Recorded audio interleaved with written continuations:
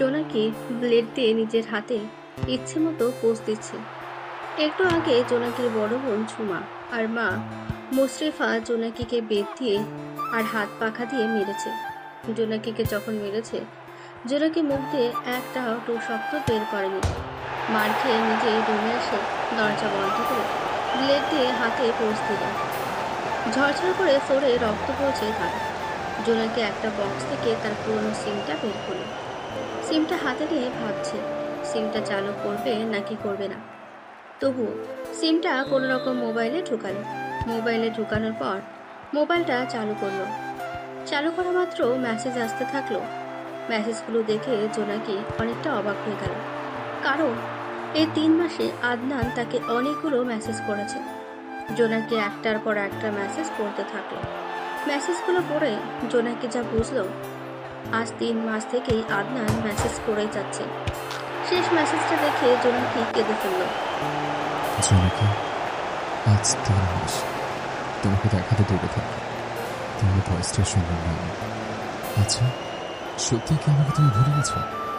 জোনাকি ফোনটা বুকে জড়িয়ে আরো কাঁদতে লাগলো। এই কান্নার কোনো শব্দ নেই, আছে শুধু না পাওয়ার বেদনা। আমি তোমাকে ভুলে যাইনি আদনান। আমি যে তোমাকে খুব মিস করি। তোমাকে যে আমার লাগবে আদনান। দেখো না, আজকে আমার আপু আর মা দুজনে মেরেছে। জোনাকি এবার ফ্লোরের দিকে তাকালো। টপ টপ করে রক্ত পড়ে সেই জায়গাটা ভিজে গেছে। এবার নিজের ওড়না দিয়ে হাতটা বাঁধল, বা হাত দিয়ে চোখের পানি মুছল। কোনো রকম উঠে ফ্লোরটা পরিষ্কার করলো। এরকম কতবার যে জোনাকি তার হাত কেটেছে তা আর বলতে হয়। একটু পর জোনাকির ফোনটা বেজে উঠল। জোনাকি যা মনে করেছে সেটাই। আসলে ফোন করেছে আদনান। তার মানে আদনান নিয়ম করে তাকে প্রতিদিন ফোন করে এখন। আদনানের মতো ভালো ছেলে হয় না। জোনাকিকে যেমন ভালোবাসে ঠিক তেমনই জোনাকিকে সম্মান করে তার কথা শুনে। ফোনটা বেজে চলেছে, একটার পর একটা ফোন করেই চলেছে আদনান। হঠাৎ আর ফোন এলো না। জোনাকি জানে এবার আদনান তাকে মেসেজ করবেন ফোনটা রিসিভ করার জন্য। ঠিক তাই হলো। আদনান মেসেজ করেছে। জোনাকি মুচকি হাসলো। আবারও ফোন আসলো। তোমার ফোন রিসিভ করতে এত সময় লাগে জোনাকি? সে কখন থেকে ফোন করে যাচ্ছে। আচ্ছা, তুমি এরকম কেন জোনাকি? জোনাকি শুধু আদনানের কথাগুলো শুনলো, কোনো কথাই বলল না। আদনানকে বা আর এখন কি বলার আছে? আদনান অপেক্ষা করছে কখন একটা কথা বলে জোনাকি। জোনাকি একটা কথা এই মুহূর্তে শোনার জন্য আদনানের জীবনটা বের হয়ে যাচ্ছে। কি হলো, চুপ করে থাকবে এভাবে? কেন বলো তো? বিশ্বাস করো, এই মুহূর্তে তোমার একটা কথা শোনার জন্য আমার ভেতরটা ফেটে যাচ্ছে। জোনাকি এবার অনেক বড় দীর্ঘশ্বাস ছাড়ল। সেটা ফোনের অপর প্রান্ত থেকে অনুভব করলো আদনান। জোনাকি নিজেকে অনেকটা সামলে নিল। আমি তো ঘুমিয়েছিলাম, তাই ফোনটা রিসিভ করতে পারিনি।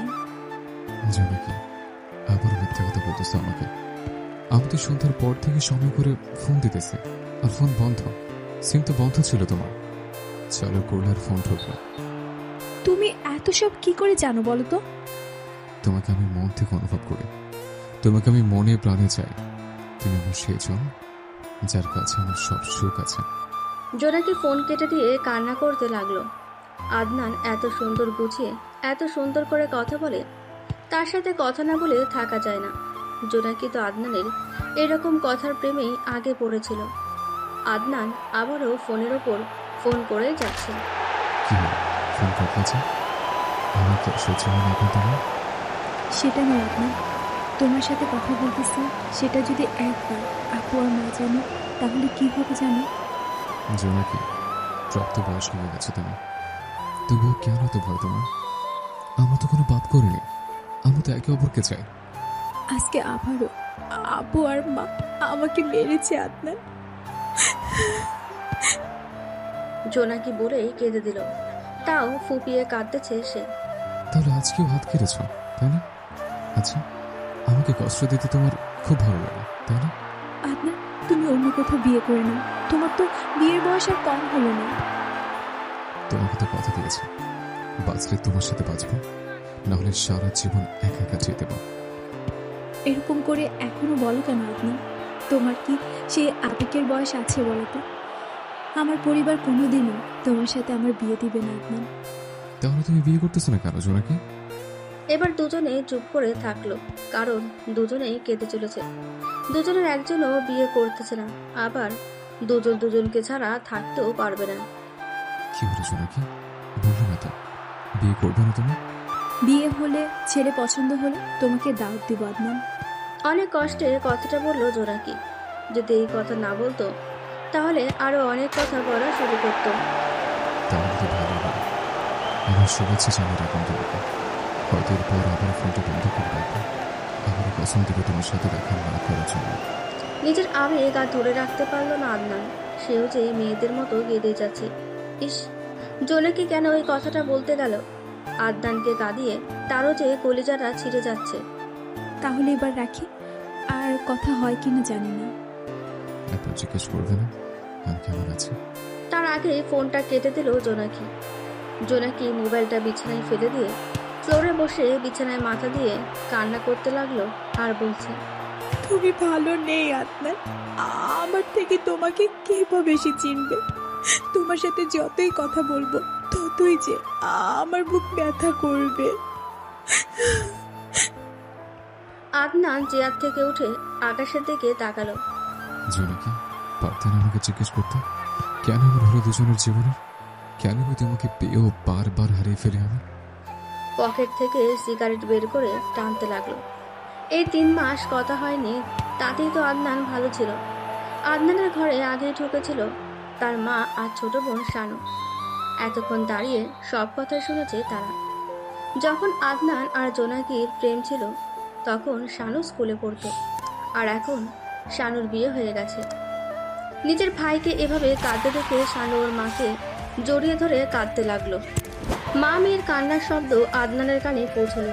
আদনান বুঝে গেল যে জোনাকির সাথে কথা বলেছে সেটা তারা শুনেছে, তাই সে আর মাথা না ঘুরিয়ে সেখানে বলতে লাগলো, কি রে শানু, তুই তো জানিস মা অসুস্থ, তারপরও কেন আমাকে কাঁদাচ্ছিস?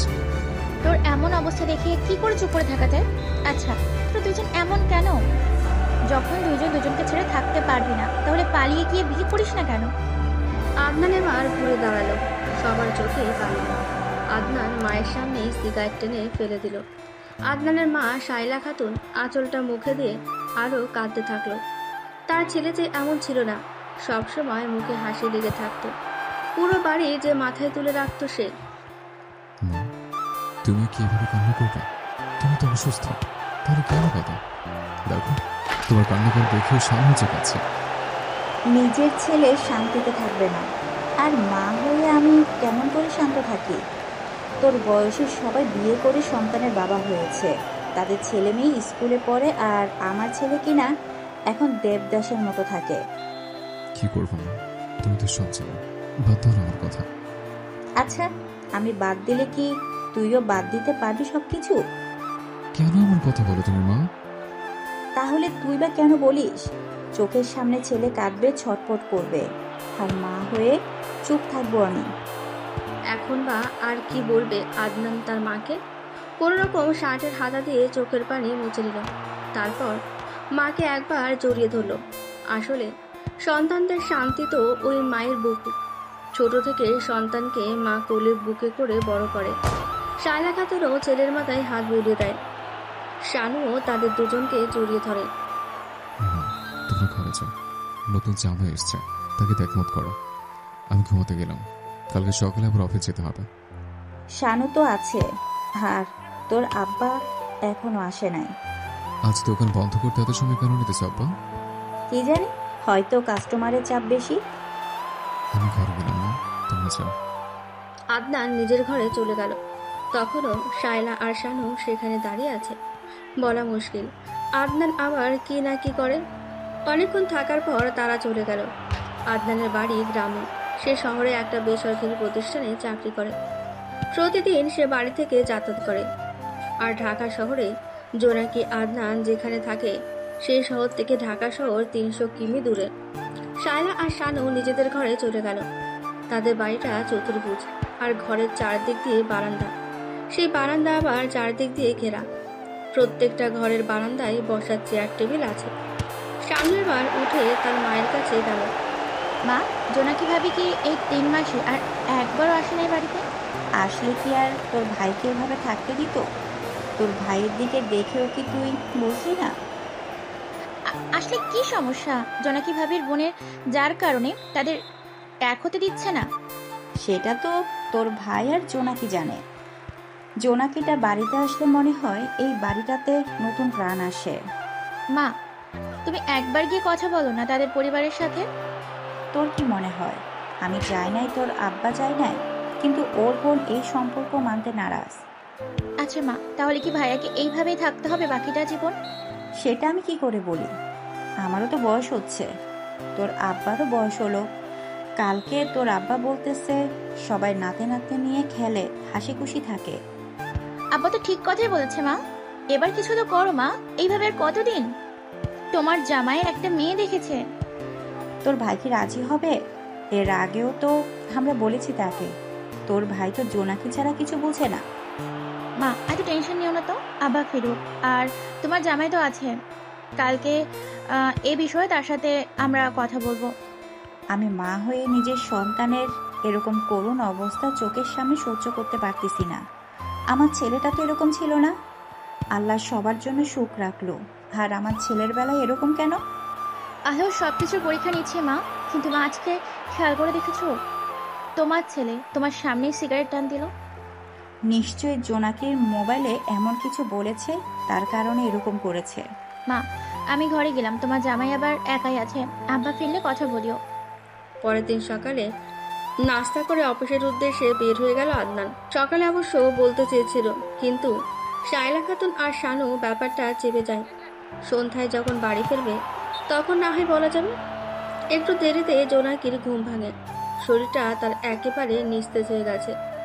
রাতে মা বোন মেরেছে, তার উপর নিজেই হাত কেটে রক্ত বের করেছে, তার উপর রাতে অভিমান করে খায়ও নি। মোবাইলে চোখ বুলে দেখে অফিসের সময় তার শেষ হয়ে গেছে। জোনাকি কানাডিয়ান একটা এনজিওতে চাকরি করে বড় পদে, বেতন মোটামুটি অনেক ভালো, নিজের একটা অবস্থান করে ফেলেছে। ওই যে পরিবারের মাধ্যমে তাদের উপরে কথা বলে না, সবার মতামত নিয়ে সে সব কাজ করতে চায়। কোনো রকম বিছানা থেকে উঠে ফ্রেশ হয়ে নিল, তারপর অফিসের পোশাক পরে নিল। রুম থেকে বেরিয়ে এসে দেখে বোন ঝুমা মা মোশরেফা বসে নাস্তা করছে। জোনাকিও গিয়ে চেয়ার টেনে বসে নাস্তা করতে লাগলো, কারণ সংসারটা তার টাকা দিয়ে চলে, সে আর কেন খাবে না? তা বলি কি, তোর কি কাণ্ড জ্ঞান বলতে কিচ্ছু নেই? তোর যে অফিসের সময় শেষ হলো, অফিস যাবি কখন? সেটা নিয়ে কাউকে ভাবতে হবে না। তা কেন ভাবতে হবে না? আমি কি তোর বোন নই? যদি মায়ের পেটে বোন মনে করতে, তাহলে সময় মতো ডেকে দিতে, আর স্বার্থপরের মতো একা একা বসে গিলতে না। জোনাকির এরকম কথা শুনে চোখ বড় বড় করে তাকালো ঝুমা। মা মোশরেফা যখন কিছু বলতে যাবে তখন হাত তুলে মাকে আটকালো ঝুমা। না, তোকে কি আর মায়ের পেটের বোন মনে করি আমি? তুই তো সৎ বোন, রাস্তায় কুড়িয়ে পেয়েছি কি না? আমি তো তোকে সৎ বোনের মতো কোলে পেটে মানুষ করিয়েছি, পড়াশোনা করিয়েছি। তোকে সৎ বোন মনে করি বলেই তো নিজে কোনো সন্তান নেই নেই। আমাকে কি ভাবো আর না ভাবো, এখন তোমার ব্যবহারে সেটা ফুটে উঠে। এখন বড় বোনের দোষ হলো, তাই না? কাল রাতে তো এমনি এমনি আর মারি নাই। বড় বোনের চোখের ওপর চোখ রাঙিয়ে কথা বলিস, আবার ওই গুন্ডা ছেলেটার জন্য বিয়ে করিস না। এখন তো বুড়ি হয়ে গেছিস, তা শুনি তোকে কে বিয়ে করবে? জোনাকি ভাবলো এখন আর কোনো কথার উত্তর দেওয়া যাবে না। যদি কথার উত্তর দেয় তো আরো নানান কথা বলবে, আর সকাল সকাল আবারও ঝগড়া লেগে যাবে। দেখেছো মা, তোমার মেয়ে কীরকম এত কথা বলার পরও কোনো উত্তর দেয় না? তোমার মেয়ের কাছে ওই বেয়াদব ছেলেটা বড়, আমরা তো কিছুই না। ছোট থেকে কোলে পিঠে মানুষ করে এখন তার কথা শোনা লাগে আমাদের। জোনাকি নাস্তা সেরে ভ্যানিটি ব্যাগ থেকে টাকা বের করে দিয়ে চলে গেল। জোনাকি পারত বড় বোন ঝুমা আর মা মোশরেফার কথার উত্তর দিতে, ওই যে বলতে গেলে লঙ্কা কাণ্ড বেঁধে যাবে। তাই কোনো কিছু না বলে কোনো রকম মায়ের আঁচলে মুখ মুছে বাসা থেকে বের হয়ে অফিসে চলে গেল। আদনান অফিসে এসেই অফিসের কাজে মন দিল। আদনান এত ভালো করে কাজ করে, কিন্তু ইদানিং তার উপর তার বস অনেক বিরক্ত। আদনান অবশ্য এটার কারণ জানে, সেটা হলো চুলদাড়ি বড় হয়েছে, দেখতে পাগলদের মতো লাগে তাকে। আজকেও তার বস তাকে ডেকে এই বিষয়ে অনেক কথা শুনেছে। আদনানের এসবে কিছুই যায় আসে না। আদনান অফিস থেকে বের হলো, বাইরে এসে একটা সিগারেট ধরালো। এমন সময় তার কলিগ মাসুম তার কাছে আসলো। কি আদনান ভাই, আজকেও বস তাহলে অফিস আসতে আসতে কথা শোনালো?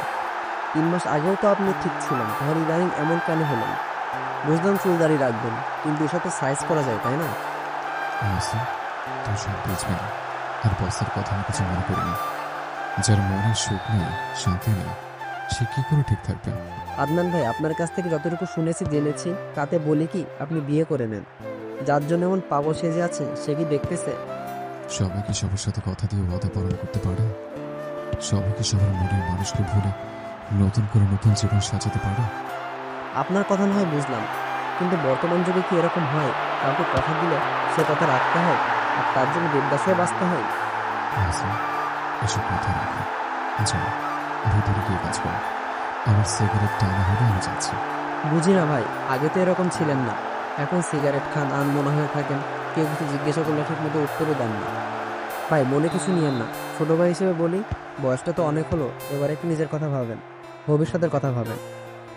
আদনান মাসুমের কথা শুনে দাঁত বের না করে মুচকে একটা হাসি দিল। হয়তো মাসুম ঠিক কথাই বলেছে, কিন্তু সে যে জোনাকিকে ছাড়া কিছুই মাথায় আনতে পারে না। মাসুম মনে মনে ভাবে, আদনানকে কি সে কোনো জোকস বলল নাকি, যার কারণে এরকম করে মুচকি হাসছে। মাসুম আদনানের উত্তরের অপেক্ষায় থাকলো, কিন্তু আদনানের সিগারেট টানা শেষ হলেই অফিসের ভেতরে ঢুকে কাজে মনোযোগ দিল। জোনাকি যেহেতু উচ্চ পদে চাকরি করে, সেহেতু তাকে কোনো জবাবদিহি করতে হয় না। জোনাকি তার জায়গায় গিয়ে চেয়ারে বসে চোখ বন্ধ করল। চোখ বন্ধ করার সাথে সাথে এখন থেকে 10 বছর আগের কথা মনে পড়ে গেল। তখন সে একটা পাবলিক ভার্সিটিতে অ্যাকাউন্টিং নিয়ে পড়াশোনা করে 2য় বর্ষে। জোনাকির বাবা একটা মন্ত্রণালয়ের সচিব, তাদের টাকার কোনো অভাব নেই। জোনাকিদের গ্রুপের কিছু ছেলে মেয়ে ঠিক করে তারা এবার ভিয়েতনাম যাবে ট্যুরে, কারণ ভিয়েতনামের ভিসা দ্রুত মেলে, টাকাও কম লাগে, আর সেখানে দেখার মতো প্রাকৃতিক সৌন্দর্যের অনেক কিছুই আছে। তো জোনাকি, সবার তো ভিসার কাজ চলতেছে, তাহলে সবাই সবার বাসায় বলে দে। আমি আগে বলে দিয়েছি সুজন, এখন শফিক, সাথী, সুমি, মানিক, আদরি, হান্নান এরা বললেই হলো। এদের কেউ বলছি, আর সবাই সব প্রস্তুতি নিতেছে। এখন ভিসা হাতে পেলেই হলো আমাদের, বুঝলি? তাও কতদিন লাগতে পারে সেটা বলো না। তাও 3-4 দিন লাগতে পারে। আজ থেকে তো ভার্সিটি বন্ধ, তাই আমরা আমাদের ফেসবুক গ্রুপে সবাই যোগাযোগ করবো। আরেকটা কথা, আমরা কার গ্রুপে যাচ্ছি, আর তাদের সেখানে মোট কতজন যাবে? ও হ্যাঁ, আমরা এবার ট্রিট অ্যান্ড ট্রিপ একটা গ্রুপ আছে, সেটার সাথে যাচ্ছি। মোটামুটি হবে প্রায় 20 জনের মতো। সবাই কি আমাদের মতো স্টুডেন্ট, নাকি কাপলও আছে? সেটা তো জানি না, তবে যেদিন যাব সেদিন জানতে পারবো। তাহলে উঠি রে। তাহলে 4 দিন পর বিমানবন্দরে সরাসরি সবার সাথে দেখা হচ্ছে। জোনাকি তার বাসায় গেল। বাসায় জোনাকির ছোট ভাই আছে, মা বাবা আছে, তাদেরকে সে জানালো জোনাকি সবার আদরের, তাই তার বাবা মা না করলো না, কিন্তু বাদ সাজলো তার ছোট ভাই বকুল। আপু, আমিও তোর সাথে যাব, আমারও তো স্কুল বন্ধ আছে। না, তোমার যাওয়া হবে না, তোমার প্রাইভেট কোচিং আছে, তাছাড়া সামনে তোমার পরীক্ষা আছে, বুঝলে? আব্বু, আমি গেলে কি হয়? আব্বুর সাথে সাথে থাকবো তো। তোমার আব্বু মানা করলো না? এত কথা বলো কেন? কিছুদিন আগে না আমরা সবাই কক্সবাজার থেকে ঘুরে আসলাম? ভাইটা বুঝি মন খারাপ করলো? শোনো, আমরা যারা যাচ্ছি সবাই সিনিয়র, তুই তো ছোট, এরপর কোথাও গেলে তোকে সাথে নিব। ঠিক আছে, কিন্তু আসার সময় আমার জন্য কিন্তু ভিয়েতনাম থেকে ভালো ভালো জিনিস আনবে, ঠিক আছে? সবাই বকুলকে বোঝালো, সবাই চায় বকুল ভালো করে পড়াশোনা করে ডাক্তার হোক। জোনাকি এর আগে পরিবারের সাথে কক্সবাজার যেতে পারেনি বলে তো তার জন্য জোনাকিকে অনুমতি দিয়েছে। তাছাড়া পরিবারের সবাই জোনাকিকে বিশ্বাস করে। জোনাকির বাবা যেহেতু সচিব, সেখানে তাদের টাকার সমস্যা নেই। আর কথা হলো জোনাকির বড় বোন ঝুমার জামাই বড় একজন ব্যবসায়ী। জোনাকি তাই টাকার কোনো সমস্যা নেই। আদনান অফিস শেষ করে বাড়ি ফেরে। ছোট বোন শানু আদনানকে টাওয়াল এগিয়ে দেয়। মা শায়লা খাতুন খাবার টেবিলে দেয়। আদনান ফ্রেশ হয়ে এসে খেতে বসে। আজকে আদনান অবাক, কারণ আজকে সবাই একসাথে খেতে বসেছে। তার বাবা আছে, মা আছে, ছোট বোন, তার স্বামীও আছে। কিন্তু অবাক করার বিষয় হচ্ছে, ছোট বোনের স্বামীকে বেশি খেদমত না করে আদনানকে বেশি খেদমত করছে। খাওয়া শেষ করে যখন আদনান উঠতে যাবে, তখন তার বাবা বলে, আদনান, তোর সাথে আমাদের একটু কথা আছে। কি কথা আব্বা? না মানে কথা হলো, আর কতদিন এইভাবে একা একা থাকবি? তাই বলছিলাম কি, তোর জন্য জামাই বাবাজি একটা মেয়ে পছন্দ করেছে। আব্বা, আমি বিয়ে করব না। আমি কোনোদিন জোনাকিকে ভুলতে পারবো না। তুই আর এভাবে কতদিন একা একা থেকে কষ্ট পাবি? আমি মা হয়ে তোকে এভাবে দেখতে পারি না। ভাইজান, আপনি যাকে ভালোবাসেন তার থেকে সুন্দর, নম্র, ভদ্র, গুণবতী সেই মেয়েটা আমাদের পাশের বাড়ির মেয়ে। তাকে বিয়ে করলে অনেক সুখী হবেন আপনি। কথা সেটা না ভাজনা, আমি যে তাকে কথা দিয়েছি। আর হ্যাঁ, সে যদি কখনো বিয়ে করে, তাহলে আমি বিয়ে করবো। ভাইয়া, এটা কিরকম কথা বললি তুই? জোনাকি ভাবি যদি সত্যি তোকে ভালোবাসতো, তাহলে কি সে সবাইকে ছেড়ে এসে বিয়ে করতে পারতো না? পারতো না সারা, কিন্তু আমি চাই না। আর মা চায় না কারো আমাকে জোনাকিকে বিয়ে করে। যদি আমি চাইতাম, তাহলে সে কবে বিয়ে করে বাড়ির বউ করে আনতাম। ভাইজান, আপনার জন্য তো ছোট ভাই যেন বিয়ে করতে পারতেছে, পড়াশোনা শেষ করে সিঙ্গাপুরে চাকরি করতেছে। আমি তো ছোটকে বিয়ে করতে মনে করি না ভাজনা। এবার আদনানের কথার জবাব দিল এর বাবা। আদনান, সেটা কথা নয়। তোর আগে যদি তোর ছোট ভাই বিয়ে করে, তাহলে এই এলাকার মানুষের কথা কি কানে নিতে পারবি? আব্বা, আমাকে নিয়ে তোমাদের কারো ভাবতে হবে না।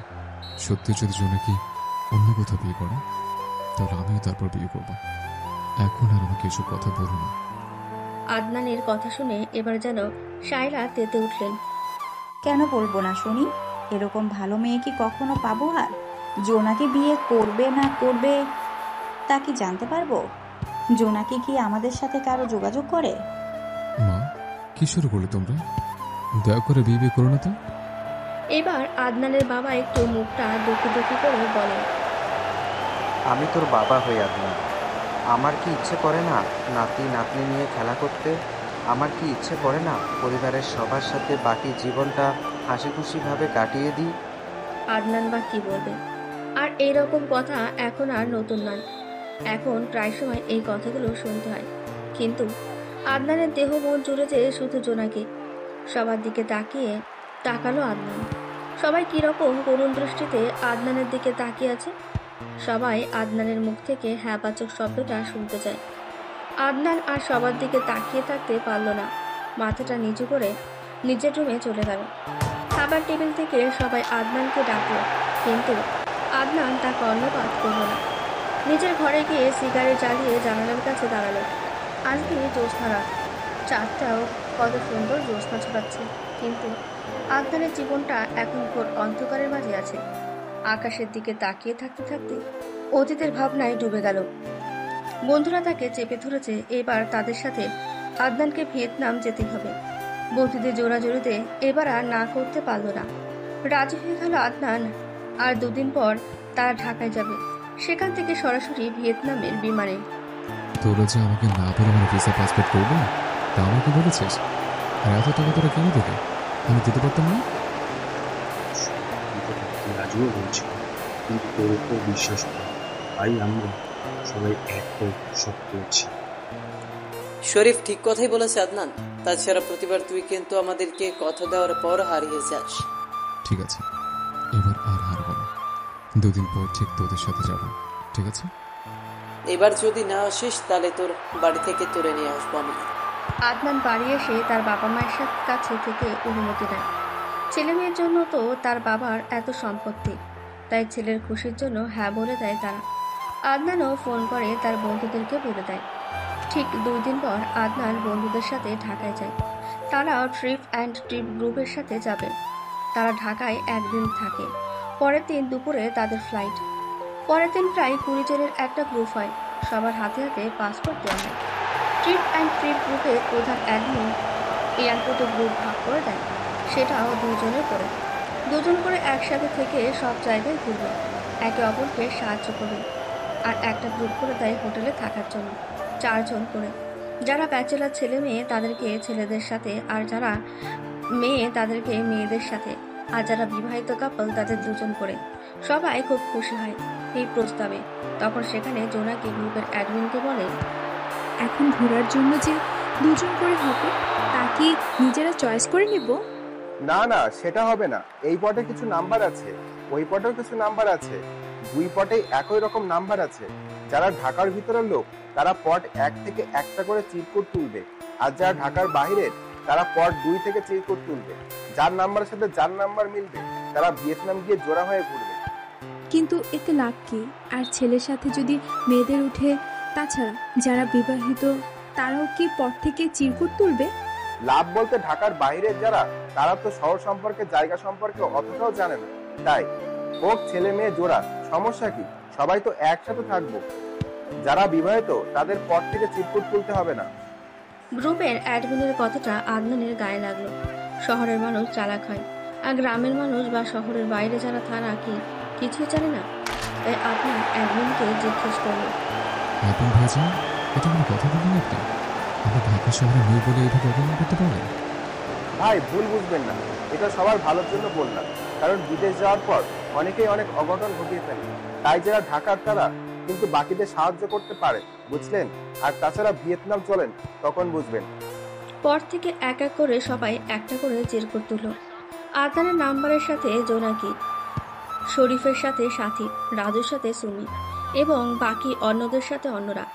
রুম শেয়ারের ক্ষেত্রে আদনান, রাজু, শরীফ এবং সৌভিক, জোনাকের সাথে সুমি এবং আদরি।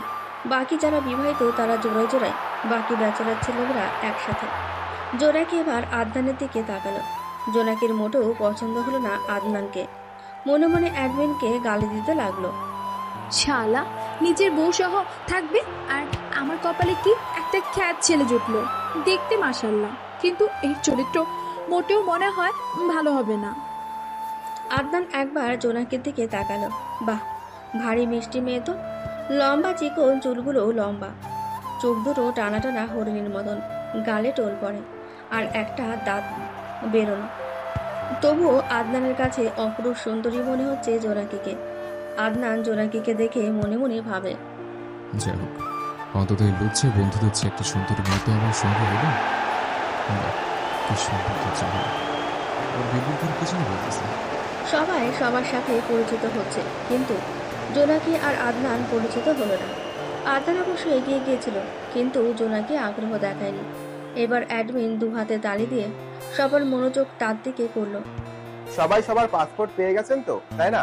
এবার এয়ারপোর্টের সব কাজ ছেড়ে বিমানে ওঠার জন্য প্রস্তুতি নেন। সবার টিকিট আমার কাছে আছে।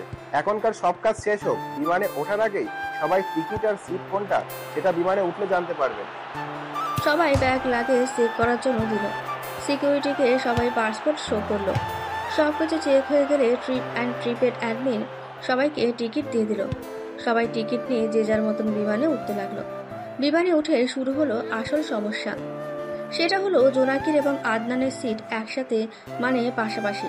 জোনাকি একটু বিরক্ত হলো বটে, আসলে সে চায় না আদনান তার পাশে বসুক। জোনাকি তার কাঁধ ব্যাগটা রেখে গ্রুপের অ্যাডমিনের কাছে গেল। আপনি দয়া করে আমার পাশের ছেলেটাকে অন্য কারোর সাথে বসিয়ে আর একজনকে আমার পাশে দিন। কেন, সে কি কোনো সমস্যা বা বাজে ব্যবহার করছে আপনার সাথে? না, এমন কিছুই করেনি, কিন্তু তাকে প্লিজ অন্য সিটে বসিয়ে আর একজনকে আমার পাশে দিন। দেখেন, সবাই যে যার মতো সিটে বসেছে, মনে তো হচ্ছে না কেউ সিট ছাড়বে। আচ্ছা, যখন বলছেন আমি বলে দেখি। গ্রুপের অ্যাডমিন কম বেশি সবাইকে বলল, কিন্তু কেউ কারো সিট ছাড়তে চাচ্ছে না। জোনাকি অবশ্য দাঁড়িয়ে সব দেখেছে। অ্যাডমিন কোনো কিছু বলার আগেই সে তার সিটে বসলো, একেবারে জানালার পাশে। জোনাকির সিট, তার পাশে আদনান। এবার পাইলট মাইকে অ্যানাউন্সমেন্ট করলো, বিমান ছাড়বে, আর সবাই যে যার সিট বেল্ট পেঁচানো বাঁধে। কিন্তু আদনান সিট বেল্ট বাঁধতে পারছে না। তাই আদনান জোনাকিকে, আপনি একটু সিট বেল্ট বেঁধে দেবেন? আপনি দেখি খুব খারাপ, একটা মেয়েকে দিয়ে আপনি। আদনানও আর আগ বাড়িয়ে কথা বলো না। আদনান মনে মনে ভাবছে মেয়েটা খুব অহংকারী। তাই আদনান বিমানবালাকে ডাকলো, এক্সকিউজ মি আপু, একটু শুনবেন? জি স্যার, আপনাকে কিভাবে সাহায্য করতে পারি? এই প্রথম বিমান উঠলাম, আর এটা আমার প্রথম প্রতিষ্ঠা। তাই যদি সিট বেল্টে বেঁধে দিতেন। বিমানবালা সিট বেল্ট বেঁধে দিল। এবার জোনাকি বুঝলো আদনান প্রথমবার যাচ্ছে, কিন্তু আদনান তো অনেক সুন্দর করে কথা বলে। সিট বেল্ট বেঁধে দেওয়া হলে বিমানবালা আদনানকে বলল, স্যার আপনি কি কোনো ড্রিঙ্কস বা খাবার খেতে চান? এটা আমাদের গ্রুপ থেকে দেওয়া হয়েছে। না না স্যার, এটা বিমান থেকে একেবারে ফ্রি। ও তাই নাকি? অ্যালকোহল ছাড়া কোনো ড্রিঙ্ক থাকলে নিয়ে আসেন, আর দেশীয় খাবার থাকলে আনতে পারেন। আদনানের এইরকম কথা শুনে জোনাকি অবাক। বর্তমান যুগে এমনও ছেলে আছে? আর বিমানবালার দিকে না তাকিয়ে তার সাথে কথা বলল। বিমানবালা এর মাঝে আদনানের কথা মতো তার খাবার দিল। বিমান আকাশে উঠতে শুরু করলো, আর আদনান খাওয়া শুরু করেছে। জোনাকি মাঝে মাঝে আর চোখে সেটা দেখছে। জোনাকি এবার আদনানের দিকে পুরো মনোনিবেশ করলো। যতটা খ্যাত ভেবেছিল বা কোনো কিছু জানবে না সেরকম কিছু নয় আদনান। মনে কৌতূহল জাগতে জোনাকি আদনানকে জিজ্ঞেস করলো, আচ্ছা আপনার তো পরিচয় জানা হলো না, আর আমি সত্যি সরি আপনার সাথে ওরকম আচরণ করার জন্য। আরে না না, কিছু মনে করি নাই। আপনাকে সরি বলতে হবে না। আসলে আমি বাড়ি বা বাড়ির বাইরে ঠিক এরকম হয়ে বের হই। এতে আপনার কোনো দোষ নেই। যে কেউ আমাকে মূর্খ বা খ্যাত ভাবতেই পারে। আমার নাম আদনান। আর আপনার নাম কি মিস? আমার নাম জোনাকি। আপনি দেখি খুব সুন্দর করে গুছিয়ে সুন্দরভাবে কথা বলতে পারেন। এবার বলেন আপনি কি করেন? আমি অনার্স ফাইনাল ইয়ার পড়তেছি। আপনি কি করেন? আমি ঢাকার একটা পাবলিক ভার্সিটিতে 2য় বর্ষের অ্যাকাউন্টিং নিয়ে পড়তেছি।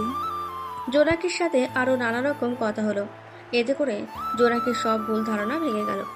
আদনানেরও ভুল ভাঙলো। আসলে জোনাকিও অহংকারী নয়, শহরের মেয়ে, তাই তার পরিবেশের মতো কাউকে সে আশা করে। অন্যরাও যে যার সাথে বসেছে, তারা পরিচিত হচ্ছে, কথা বলছে। দীর্ঘ জার্নি করে তারা ভিয়েতনামের রাজধানী হ্যানয়ে এসে পৌঁছালো। এটা ভিয়েতনামের দ্বিতীয় বৃহত্তম শহর। আনুষ্ঠানিকভাবে ভিয়েতনামের সমাজতান্ত্রিক প্রজাতন্ত্র একটি নাস্তিক রাষ্ট্র, যেমনটি তার কমিউনিস্ট সরকার ঘোষণা করেছে। ধর্মীয় বিষয়ক গভর্নমেন্ট কমিটির পরিসংখ্যান অনুসারে 2018 সালের হিসাবে বৌদ্ধরা মোট জনসংখ্যার 14.9%, খ্রিস্টান 8.5%, ক্যাথলিক 7.4% এবং প্রোটেস্ট্যান্ট 1.1%, হোহাও বৌদ্ধ 1.5% এবং কাউডাইজম অনুসারী 1.2%। হ্যাপেন ভাই, তা আমাদের নেওয়ার জন্য কি গাড়ি আসবে না? আরে বাস তো বাইরে আপনাদের জন্য অপেক্ষা করতেছে। আপনারা যে যার ব্যাগ লাগেজ বুঝে নেন। এখানে কিন্তু সেই কড়াকড়ি করে চেক করা হয়, বুঝলেন সবাই? সবাই যে যার ব্যাগ লাগেজ নিয়ে নিল। তারা হ্যানয়ে থাকবে না। যেখানে প্রথম ঘুরবে সেই জায়গায় যাবে বাসে করে। হ্যাঁ লং বে যাবে। এটা কুয়াংনি প্রদেশে অবস্থিত। লম্বা একটা জার্নি করে হা লং বে পৌঁছায়। সেখান থেকে তারা একটা হোটেলে ওঠে। হোটেলটা অনেক সুন্দর, আর এটার পরিবেশ খুব ভালো। যার যার সাথে টিম করে দেওয়া হয়েছে তারা তাদের রুমে গেল। যারা কাপল তারাও তাদের রুম বুঝে নিল। সবাই যে যার রুমে ঢুকে আগে ফ্রেশ হলো। তারপর সবাই একটু বিশ্রাম নিল। অনেক পথ জার্নি করে এসেছে তারা। শেষ বিকালে সবাই হোটেলের বাইরে আসলো, কারণ অ্যাডমিন সবাইকে ডেকেছে। তাই সবাই একটু সেজেগুজে বের হলো একসাথে। বলতেছি আসছি থেকে এখনো কেউ কিছু খাই নাই, তাই আগে সবাই খাবো, তারপরে হালং বে শহরটা একটু ঘুরবো। বাহ, তাহলে তো বেশ ভালোই হয়। রুমে থাকতে বোর লাগছিল। আরে মিস জোনাকি, তার জন্য তো সবাই একটু ঘুরবো। ভিয়েতনামের হালং বে শহরের একটা বিশেষত্ব আছে, বুঝলেন? তা তো আমরা কিন্তু সরাসরি সবকিছু দেখে উপভোগ করার মজাই আলাদা। সবাই যে যার মতন করে অ্যাডমিনের সাথে গেল। হোটেল থেকে সামান্য দূরে রেস্টুরেন্ট। সবাই নিজেদের পছন্দ মতো খাবার অর্ডার করলো। সবাই খাওয়া শেষ করার পর পায়ে হেঁটে একটু সামনে গেল। শোনেন, এখান থেকে মেইন শহর 10 কিমি দূরে, তাই আমরা ভিয়েতনামের স্কুটি করে যাব। এটা চার্জার স্কুটি। তবে হ্যাঁ, যার যার সাথে চিরকুট অনুযায়ী মিল আছে তারা যাবে, কারণ একটা করে স্কুটিতে করে দুজন যাওয়া যায়। ভিয়েতনামে এসব স্কুটি ভাড়ায় পাওয়া যায়, তাই দুজনে করে জন্য একটা করে স্কুটি নিল। আদনানের সাথে জোনাকি স্কুটিতে উঠলো। তবে একদিন আগে থেকেই একটা গাইড রেখেছে, যাতে কারো কোনো অসুবিধা না হয়। এসব স্কুটি যে কেউ চালাতে পারবে, তাই কারো কোনো অসুবিধা হলো না। আদনান স্কুটি চালাচ্ছে আর জোনাকির সাথে কথা বলছে। তা মিস্টার আদনান, আপনি দেখি স্কুটি ভালোই চালাতে জানেন। এটা চালানো তো খুব সহজ, আপনি তো পারবেন। তা চালাবেন নাকি আপনি? না না, এখন চালাবো না, ফেরার পথে চালাবো, যদি আপনি সহযোগিতা করেন। কে যে বলেন না আপনি, কেন সহযোগিতা করবো না আপনাকে? তা এইভাবে কতজনকে নিয়ে ঘুরেছেন আর কত মেয়েকে নিয়ে সাহায্য করেছেন? জোনাকি কথাটা মজার ছলেই বলল, কিন্তু আদনান জোনাকির এমন কথা শুনে বোকা হয়ে গেল। আদনান কি বলবে ভেবে পাচ্ছে না। এমনিতেই জোনাকি তাকে খ্যাত মনে করত, এখন সে কি বলবে? আরে আমি মজা করে বলছি, এতে অবাক হওয়ার আর ভয়ের কিছু নাই তো। সত্যি বলতে জীবনে প্রথম কোনো মেয়েকে নিয়ে ঘুরতেছে, আর আমার আব্বু কখনো বাইক চালাতে আমাকে দিত না, তবে মাঝে মাঝে চালাতাম আর কি। তাহলে কি আমি ভাগ্যবতী নাকি আপনি ভাগ্যবান? যেহেতু প্রথম কোনো মেয়েকে নিয়ে যাচ্ছে সেহেতু আমি ভাগ্যবান। আপনার বাবা কি জানতো নাকি আপনি বাইক চালালে মেয়ে নিয়ে ঘুরবেন? আরে না, সেটা নয়। কথা হচ্ছে আমার আব্বা বাইককে মোটরসাইকেল বলে, কারণ হলো অনেকে ভাব নিয়ে বাইক চালায়, অনেক স্পিড দেবে। একটা জিনিস বুঝলাম না, আপনি পড়াশোনা করেন তবুও কোনো মেয়ে কেন আপনার সাথে ঘুরে না? আরে সেটা নয়, অনেক মেয়ে বন্ধু আছে, আমার কিন্তু কখনো কাউকে বাইকে তোলা হয়নি। বাহ, তাহলে তো আপনার গার্লফ্রেন্ডও আছে নিশ্চয়ই। তা কয়জনের সাথে আপনি প্রেম করেন? মেয়েদের এই একটাই সমস্যা, যখন শুনবে ছেলেদের বান্ধবী আছে অমনি ভেবে নেবে তারা প্রেম করে। আরে বাবা, রাগ করেন কেন? অবশ্যই প্রেম করেন, আর নয়তো কাউকে মনে মনে পছন্দ করেন। যেহেতু পড়াশোনা করেন সেহেতু তো গার্লফ্রেন্ড থাকতেই পারে, তাই না? সত্যি বলতে একটা মেয়ে ভালোবাসার কথা বলেছিল, কিন্তু মেয়েটার করতে প্রেম করতে, তার প্রেম ভালোবাসা থেকে মন উঠে গেছে। জোনাকি কোনো কিছু বলতে যাবে তার আগেই তারা হ্যালংপে মেন শহরে এসে গেছে। ইতিমধ্যে সূর্য ডুবে যাওয়া শুরু করেছে আর চারদিকে আধার নামা শুরু করেছে। আধার নামার আগে শহরে চারপাশে নানা রকম বাতি চলে উঠল। রাত নামেনি, কিন্তু তার আগে শহরটা দেখতে খুব ভালো লাগছে। এত সুন্দর একটা শহর যা বলার বাইরে। হঠাৎ করে একদল কাকল আর সুনির সাথী সুজন এরা বলে উঠল, অ্যাডমিন ভাই, আমরা নিজেদের মতো করে শহরটা একটু ঘুরতে চাই। আচ্ছা, সমস্যা নেই, কিন্তু 9টার মধ্যে এই জায়গায় সবাই আসবেন। আর হ্যাঁ, সাবধানে চলাচল করবেন, কেমন? আপনাকে আর সেটা বলতে হবে না, আপনি যেমন জোড়া জোড়া করে দিয়েছেন আমরা জোড়ায় জোড়ায় বের হব, বুঝলেন? সবাই যে যার মতো করে ঘোরা শুরু করে দিল। কেউ পিয়ানো দিয়ে গান করছে, কেউ সার্কাস দেখাচ্ছে, কেউ ফানি করছে। কোথাও ভালো ভালো খাবারের স্টল, সাথে এখানকার বিখ্যাত কফি। সবাই এক এক করে এক এক দৃশ্য উপভোগ করছে। কিন্তু অপরদিকে জোনাকি আর আদনান ভিন্ন। তারা একটা লেকের ধারে গেল। পানিগুলো কি স্বচ্ছ, আর সেখানকার স্থানীয় মানুষ মাছগুলোকে খেতে দিতেছে। জোনাকি আদনানের মতো আরও বিদেশি সেখানে এসেছে। আদনান আর জোনাকি একটা বেঞ্চে বসে ভিয়েতনামের সেই বিখ্যাত কফি পান করছে। দেখেছেন এখানকার পরিবেশ আর মানুষ কত আলাদা, জায়গাগুলো কত সুন্দর, কোথাও মন হয় না, তাই না? কিন্তু আমাদের ঢাকা শহর কি আর বলবো। তাই তো প্রায় আমরা বন্ধু বান্ধবীগুলো ঘুরতে বের হই। আপনার বুঝি ঘুরতে খুব ভালো লাগে, তাই না? ঘুরতে কার না ভালো লাগে বলেন? তবে এতদিনে নানান জায়গায় ঘুরে একটা জিনিস বুঝলাম, মনের মানুষের সাথে ঘোরাঘুরি করা আর মন খুলে সব বলা যায়, যা অনেক সময় বন্ধু বান্ধবী নিয়ে হয় না। আপনি দেখে ঘুরতে করতে অনেক ভালো লাগছে। কার সাথে ঘুরে মন ভালো হবে, মন খুলে কথা বলা যাবে। কথা আসলে সেটা না, এই যে এই জায়গাটা কত রোমাঞ্চিক, এখানে স্বামী স্ত্রীর জন্য পারফেক্ট। পরিবার নিয়ে ঘোরার জায়গা আলাদা, বন্ধু বান্ধব নিয়ে ঘুরে বেড়ানোর জায়গা আলাদা। তা অবশ্য ঠিক বলেছেন, কিন্তু রোমান্টিক জায়গায় আপনি স্বামী বা বয়ফ্রেন্ড কোথায় পাবেন? আচ্ছা বাদ দেন ওসব কথা, আগে বলেন তখন যে বললেন প্রেম ভালোবাসার উপর থেকে মন উঠে গেছে, সেটা কেন? যে অন্য বয়ফ্রেন্ড রেখে আমাকে প্রেমের প্রস্তাব দিতে পারে, সেখানে অন্যরা যে আমি নয় তার কে গ্যারান্টি আছে? আবার আমি কারোর সাথে প্রেম করলাম, সে যদি ওই মেয়েটার মতো কাজ করে, তখন সবাই কিন্তু একরকম হয় না, বুঝলেন? তা ঠিক, তা ঠিক, তা ঠিক হয়তো, কিন্তু আমি যাকে ভালোবাসবো কিংবা যে আমাকে ভালোবাসবে, দুজনে মরে যাব, কিন্তু কোনোদিন কোনো অজুহাত দেখিয়ে সরে যাব না এমন একজন চাই। এমন এমনটা তো নাও হতে পারে। তাছাড়া পরিবার, সমাজ, নিজের ক্যারিয়ারের কারণে তো ছাড়তেই পারে। তাহলে প্রেম ভালোবাসা করা দরকার কি? প্রেম করলে করার মতো করবে। কারো টাকা, বাইক, বড় চাকরি, ব্যবসা এসব দেখে নয়। সেটা ছেলে হোক বা মেয়ে। আপনি দেখি অনেক কিছু জানেন। তা সত্যি কি আপনি প্রেম করেন, নাকি আমাকে ঢক মারছে? যদি প্রেম করতাম তাহলে আমাকে মোবাইল ঘাঁটতে দেখতেন। যদি প্রেম করতাম তাহলে আমাকে মোবাইল ঘাঁটতে দেখতেন, কিংবা আমার মোবাইলে কারো ফোন মেসেজ আসতো, বুঝলেন? আর আপনার সাথে এভাবে সময় কাটাতাম না। আমার সাথে সময় কাটাতে বুঝি আপনার খারাপ লাগতেছে, তাই? কিছু বলেন না আপনি? খারাপ লাগবে কেন, বরং ভালোই লাগতেছে। এবার বলেন, আপনি যার সাথে প্রেম করেন সে কেমন আর কি করে? আমি তো 3 জনের সাথে প্রেম করি। কি বলেন আপনি? আরে মজা করলাম আমি। প্রেম নিবেদন অনেকে রয়েছে, কিন্তু কারোর সাথে প্রেম করা হয়ে ওঠে না আমার। শহরের মেয়ে পাবলিক ভার্সিটিতে পড়েন আর প্রেম করেন না? শহরের মেয়ে বলে কি প্রেম করতেই হবে নাকি?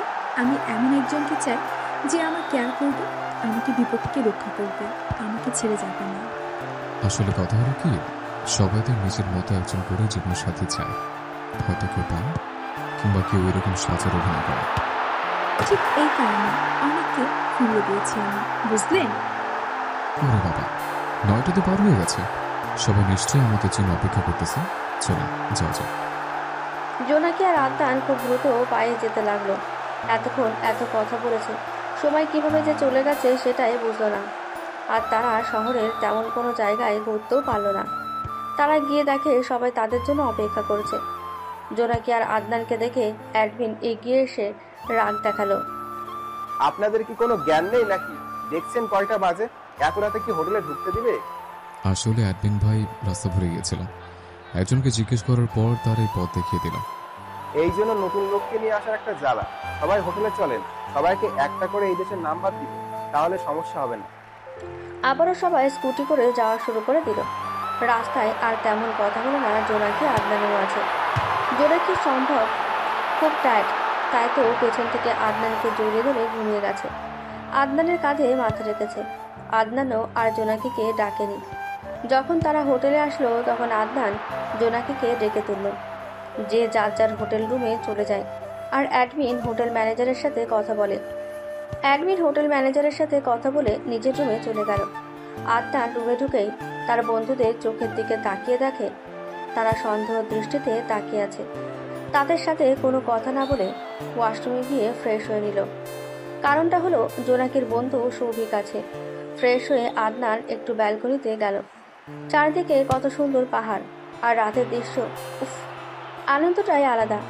সৌভিক শুয়ে পড়লে শরীফ আর রাজু আদনানের কাছে আসলো। এসে রাজু আদনানকে বলছে, কি রে দোস্ত, মনে মনে কি জোনাকিকে নিয়ে ভাবতেছিস কিনা? আরে না ভেবে কি আর উপায় আছে? দেখলি না দুজনে কেমন হারিয়ে গেল।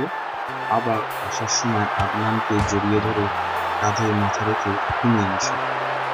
তারা দুজন কি শুরু করলো বলতো? আমি তো প্রকৃতির সৌন্দর্য দেখতেছি। হ্যাঁ হ্যাঁ, তা তো বুঝি আমরা, এখন তো এসব বলবি? আরে শরীফ, নতুন নতুন প্রেম সেটা বুঝিস না, কিন্তু একটা জিনিস বুঝলাম না, আমাদের ওখানে আদনান কারোর সাথে প্রেম করলো না, কিন্তু এখানে এসে শহরের মেয়ের প্রেমে পড়লো। তোরা দুজন সবসময় এক লাইন বেশি বুঝিস। কতটা পথ জার্নি করেছি সেটা ভুলে গেছিস? তাছাড়া অনেক পথ হেঁটেছি, তাই হয়তো ঘুমিয়েছিল। ওরে বাবা, আমরা মনে হয় জার্নি করি না। তোদের সাথে কথা বলার বৃথা আমার। থাক তোরা, আমি ঘুমাতে গেলাম। আদনান রুমে ঢুকলো। তা দেখে শরীফ আর রাজু দুজনেই হাসতে লাগলো।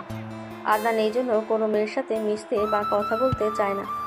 সবাই শুধু উল্টো ভেবে বসে। এসব আর তার ভালো লাগে না। সবাই রুমে এসে ঘুমিয়ে গেল। পরের দিন সকালে সবাই উঠে ফ্রেশ হয়ে সকালের খাবার খেয়ে নিল। সবাই একটা গাড়ির জন্য অপেক্ষা করছে। আজকে তারা নীল জল পাথরের পাহাড়ে দেখবে। সাগরের মাঝে পাথরের পাহাড়, এসব ছোট ছোট পাহাড়কে আবার দ্বীপও বলা চলে। কয়েক হাজার এমন পাথরের পাহাড় আছে যা দেখতে অপরূপ সুন্দরী। গাড়ি আসলে সবাই গাড়িতে বসলো। কিছু সময় পর তারা সেই জায়গায় এসে গেল। সবাই গাড়ি থেকে নামলো, কিন্তু বিপত্তি হলো একটাও বড় স্টিমার নেই, তাই ছোট ছোট নৌকা নিল। সবাইকে সেফটি স্যুট আর বাতাস করা টিউব দেওয়া হলো। আপনারা সবাই শুনেন, একটা করে নৌকায় দুজন করে যাবেন। এখানে মোট 10টা নৌকা নেওয়া হয়েছে, আর নৌকা চালক আপনাদেরকে সব দেখাবে, তবে সবাই পাশাপাশি থাকবে। অ্যাডমিনের কথা সবাই মনোযোগ দিয়ে শুনল। তারপর জোড়ায় নৌকায় উঠল। আদনান আর জোনাকি একসাথে একটা নৌকায়, শরীফ আর সাথী রাজু আর সুমি, অন্যরা যে যার সাথে তারা আলাদা আলাদা নৌকায় উঠল। সবাই সারিবদ্ধভাবে যেতে লাগলো। পাথরের পাহাড়গুলোর কাছে আসলে কেউ পিক তুলছে, ভিডিও করছে। আবার একটা পাথরের পাহাড় আছে অনেক উঁচু, সেখানে উঠল। আবার আর একটা পাথরের পাহাড় আছে প্রায় গুহার মতন, সেখানে ঢুকে সবাই দেখল। দুপুর হলে সবাই সেই নীল জলের সাগরের ওপর ভাসমান রেস্টুরেন্ট আছে, সেখানে খেয়ে সবাই একটু বিশ্রাম নিচ্ছে। এর মাঝে অ্যাডমিন বলছে, মাত্র খবর পেলাম আজকে নাকি বিকেলের শেষে এখানে বড় ধরনের ঝড় হতে পারে, তাই আমরা আর কিছুক্ষণ থাকার পর চলে যাব। কিন্তু অ্যাডমিন ভাই, আমরা তো এখনো কোন দেখতে পারলাম না।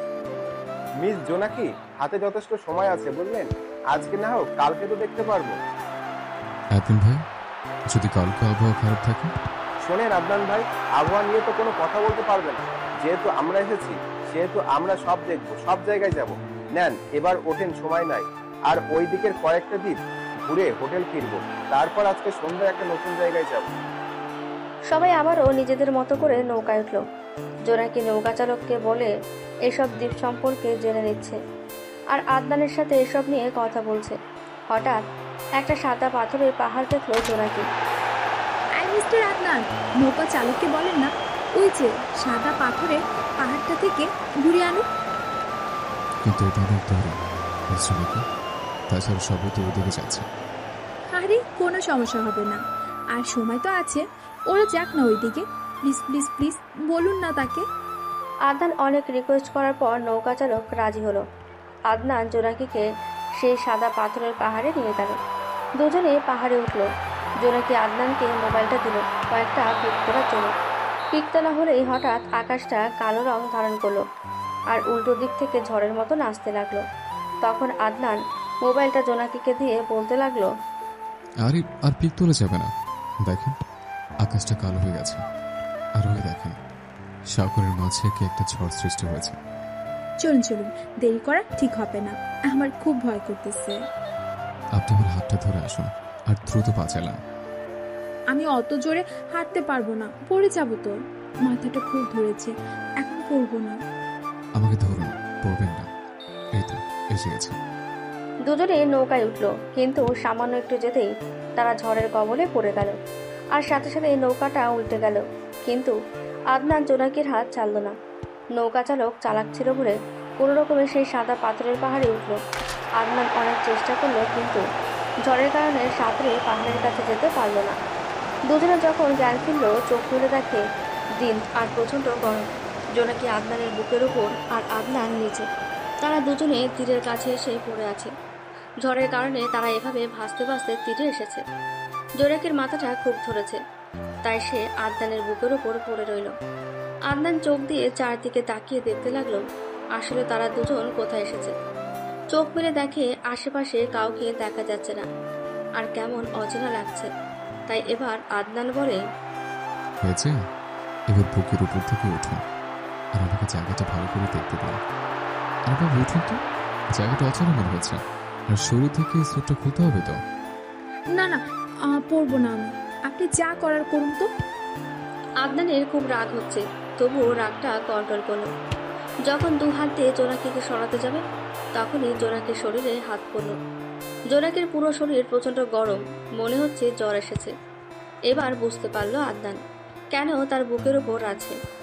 এবার আদনান জোনাকিকে সরিয়ে নিচে উঠে গা থেকে স্যুটটা খুলে রাখলো। তারপর জোনাকির স্যুটটা খুললো। জোনাকিকে কোলে করে নিয়ে একটা ডাব গাছের নিচে নিয়ে সেখানে বসলো। আমার খুব খারাপ লাগতেছে আদনান, আমাকে আপনি একটু জড়িয়ে ধরে রাখুন। আপনি একটু অপেক্ষা করুন, আমি একটু চারপাশটা দেখি আশেপাশে কেউ আছে কিনা। না না, আমাকে একা রেখে যাবেন না, আমার একা থাকতে ভয় করে। আরে বাবা, আমি তো আছি, আপনি একটু থাকুন না। জোনাকি এবার নিজে থেকেই আদনানকে জড়িয়ে ধরল। আদনানের পুরো শরীরে কারেন্ট বয়ে গেল। এই প্রথম কোনো মেয়ে তাকে এরকম ভাবে জড়িয়ে ধরেছে। সত্যি জোনাকির পুরো শরীর জ্বরে পুড়ে যাচ্ছে, তাই বাধ্য হয়ে আদনান জোনাকিকে সরিয়ে ধরে রাখল। যাক, বাবা ঘুমিয়ে গেছে, এখন একটু আশপাশটা ভালো করে দেখি কেউ আছে কিনা। তাই বাধ্য হয়ে আদনান জোনাকিকে জড়িয়ে ধরে রাখল। কিছু সময় পর জোনাকি ঘুমিয়ে গেল আর শরীর ঘামতে লাগলো। আস্তে করে জোনাকিকে সরিয়ে সেখানে শুইয়ে দিল আদনান। আদনান চারিদিকে ঘুরে বুঝলো তারা কোথাও হারিয়ে গেছে। আশেপাশে মানুষ তো দূরের কথা, কোনো প্রাণীর চিহ্ন নেই। তারা ছোট একটা দ্বীপে আটকা পড়েছে। এখন আল্লাহই জানে তারা এখান থেকে বের হতে পারবে কিনা। আদনান জোনাকিকে একবার দেখে নিল। তারপর আদনান থাকার জন্য একটা ছাউনি বানালো।